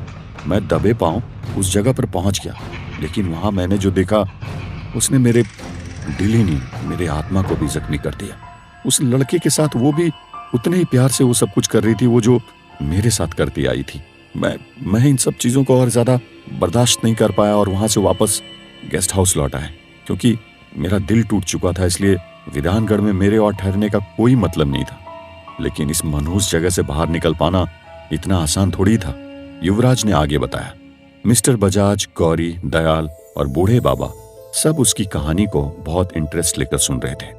हाँ, अच्छा, आप लोग अब बातें करिए, मुझे कुछ काम है और मुझे जाना होगा, सिद्धार्थ ने उन लोगों से कहा। सिद्धार्थ का ऐसा कहना तो लाजमी था, लेकिन इस पर वहां मौजूद लोगों ने जो रिएक्शन दिया वो हैरान करने वाला था। खास तौर पर गौरी का रिएक्शन। अब तक उसने सिद्धार्थ से ये नहीं पूछा कि सिद्धार्थ को क्या काम है और वो कहाँ जाना चाहता है, और ना ही उसने सिद्धार्थ के साथ जाने के लिए कहा। आखिर सच भी तो है, जिंदगी में अपना बोझ तो इंसान को खुद ही उठाना पड़ता है। अपने मन में ये कहते हुए सिद्धार्थ ने अपना टूल बैग कंधे पर रखा और वहां से निकल गया। सुबह का वक्त था, सब लोग अपने कामों पर जा रहे थे। सिद्धार्थ सूखी नदी के किनारे बने हुए पुराने शमशान की तरफ आगे बढ़ने लगा। वहां का माहौल हमेशा की तरह बहुत ज्यादा सन्नाटे भरा और मनहूस था। नदी में कुछ जगह पर कम तो कुछ जगह पर ज्यादा पानी जमा हुआ था। आमतौर पर सूखी रहने वाली इस नदी में ये जो पानी था इसमें भी कहीं न कहीं सिद्धार्थ की तरफ से सॉल्व की गई पजल्स का कंट्रीब्यूशन भी था। सिद्धार्थ ने एक सूखी जगह से नदी में एंट्री ली और इधर उधर किसी बड़े गड्ढे या कुएं को तलाश करने लगा। उसने देखा कि कुछ पंछी पानी पर एक जगह बहुत ज्यादा मंडरा रहे थे। ये इस बात का इंडिकेशन हो सकता था कि वहां पर शायद ज्यादा मछलियां हों। अगर मछलियां वहां पर रही तो शायद वहां पर कछुए भी मिल सकते थे। जहां सिद्धार्थ अभी नदी में कछुए के ढूंढने की मशक्कत कर रहा था, वहीं दूसरी तरफ गेस्ट हाउस में वो मायावी मलंग युवराज अपनी कहानी सुना रहा था। अपनी कहानी में उसने आगे कहा, अगले दिन जब मैं गांव छोड़कर जाने का सोच रहा था, तभी वो गेस्ट हाउस के सामने मुझसे मिलने आ गई। मैं उससे कोई बात नहीं करना चाहता था, लेकिन जब उसने मुझे देखा तो वो मेरे पास आ गई। उसने पूछा कि तुम कहाँ जा रहे हो? तो मैंने उससे कहा कि तुम कितनी गिरी हुई हो, मैं तुम्हारी असलियत जान चुका हूँ, मैं तुमसे अब कोई बात नहीं करना चाहता हूँ, मैं जा रहा हूँ यहाँ से। मेरे ऐसे कहते ही वो मेरे सामने फूट फूट कर रोने लगी। उसने मुझसे कहा कि तुम्हें सच्चे दिल से अपना मान चुकी हूँ, न जाने तुम्हें कौन सी गलत फहमी हुई है जो तुम मुझसे ये सब कह रहे हो। मैं तुम्हारे बिना नहीं जी पाऊंगी, प्लीज मुझे छोड़कर मत जाओ।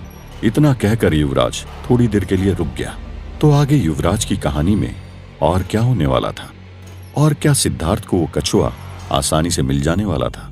क्या वैसा कोई बूढ़ा कछुआ सचमुच वहां मौजूद भी था? क्या युवराज ये सब कहानी गौरी के दिल में अपने लिए जगह बनाने के लिए सुना रहा था? जानने के लिए सुनते रहिए।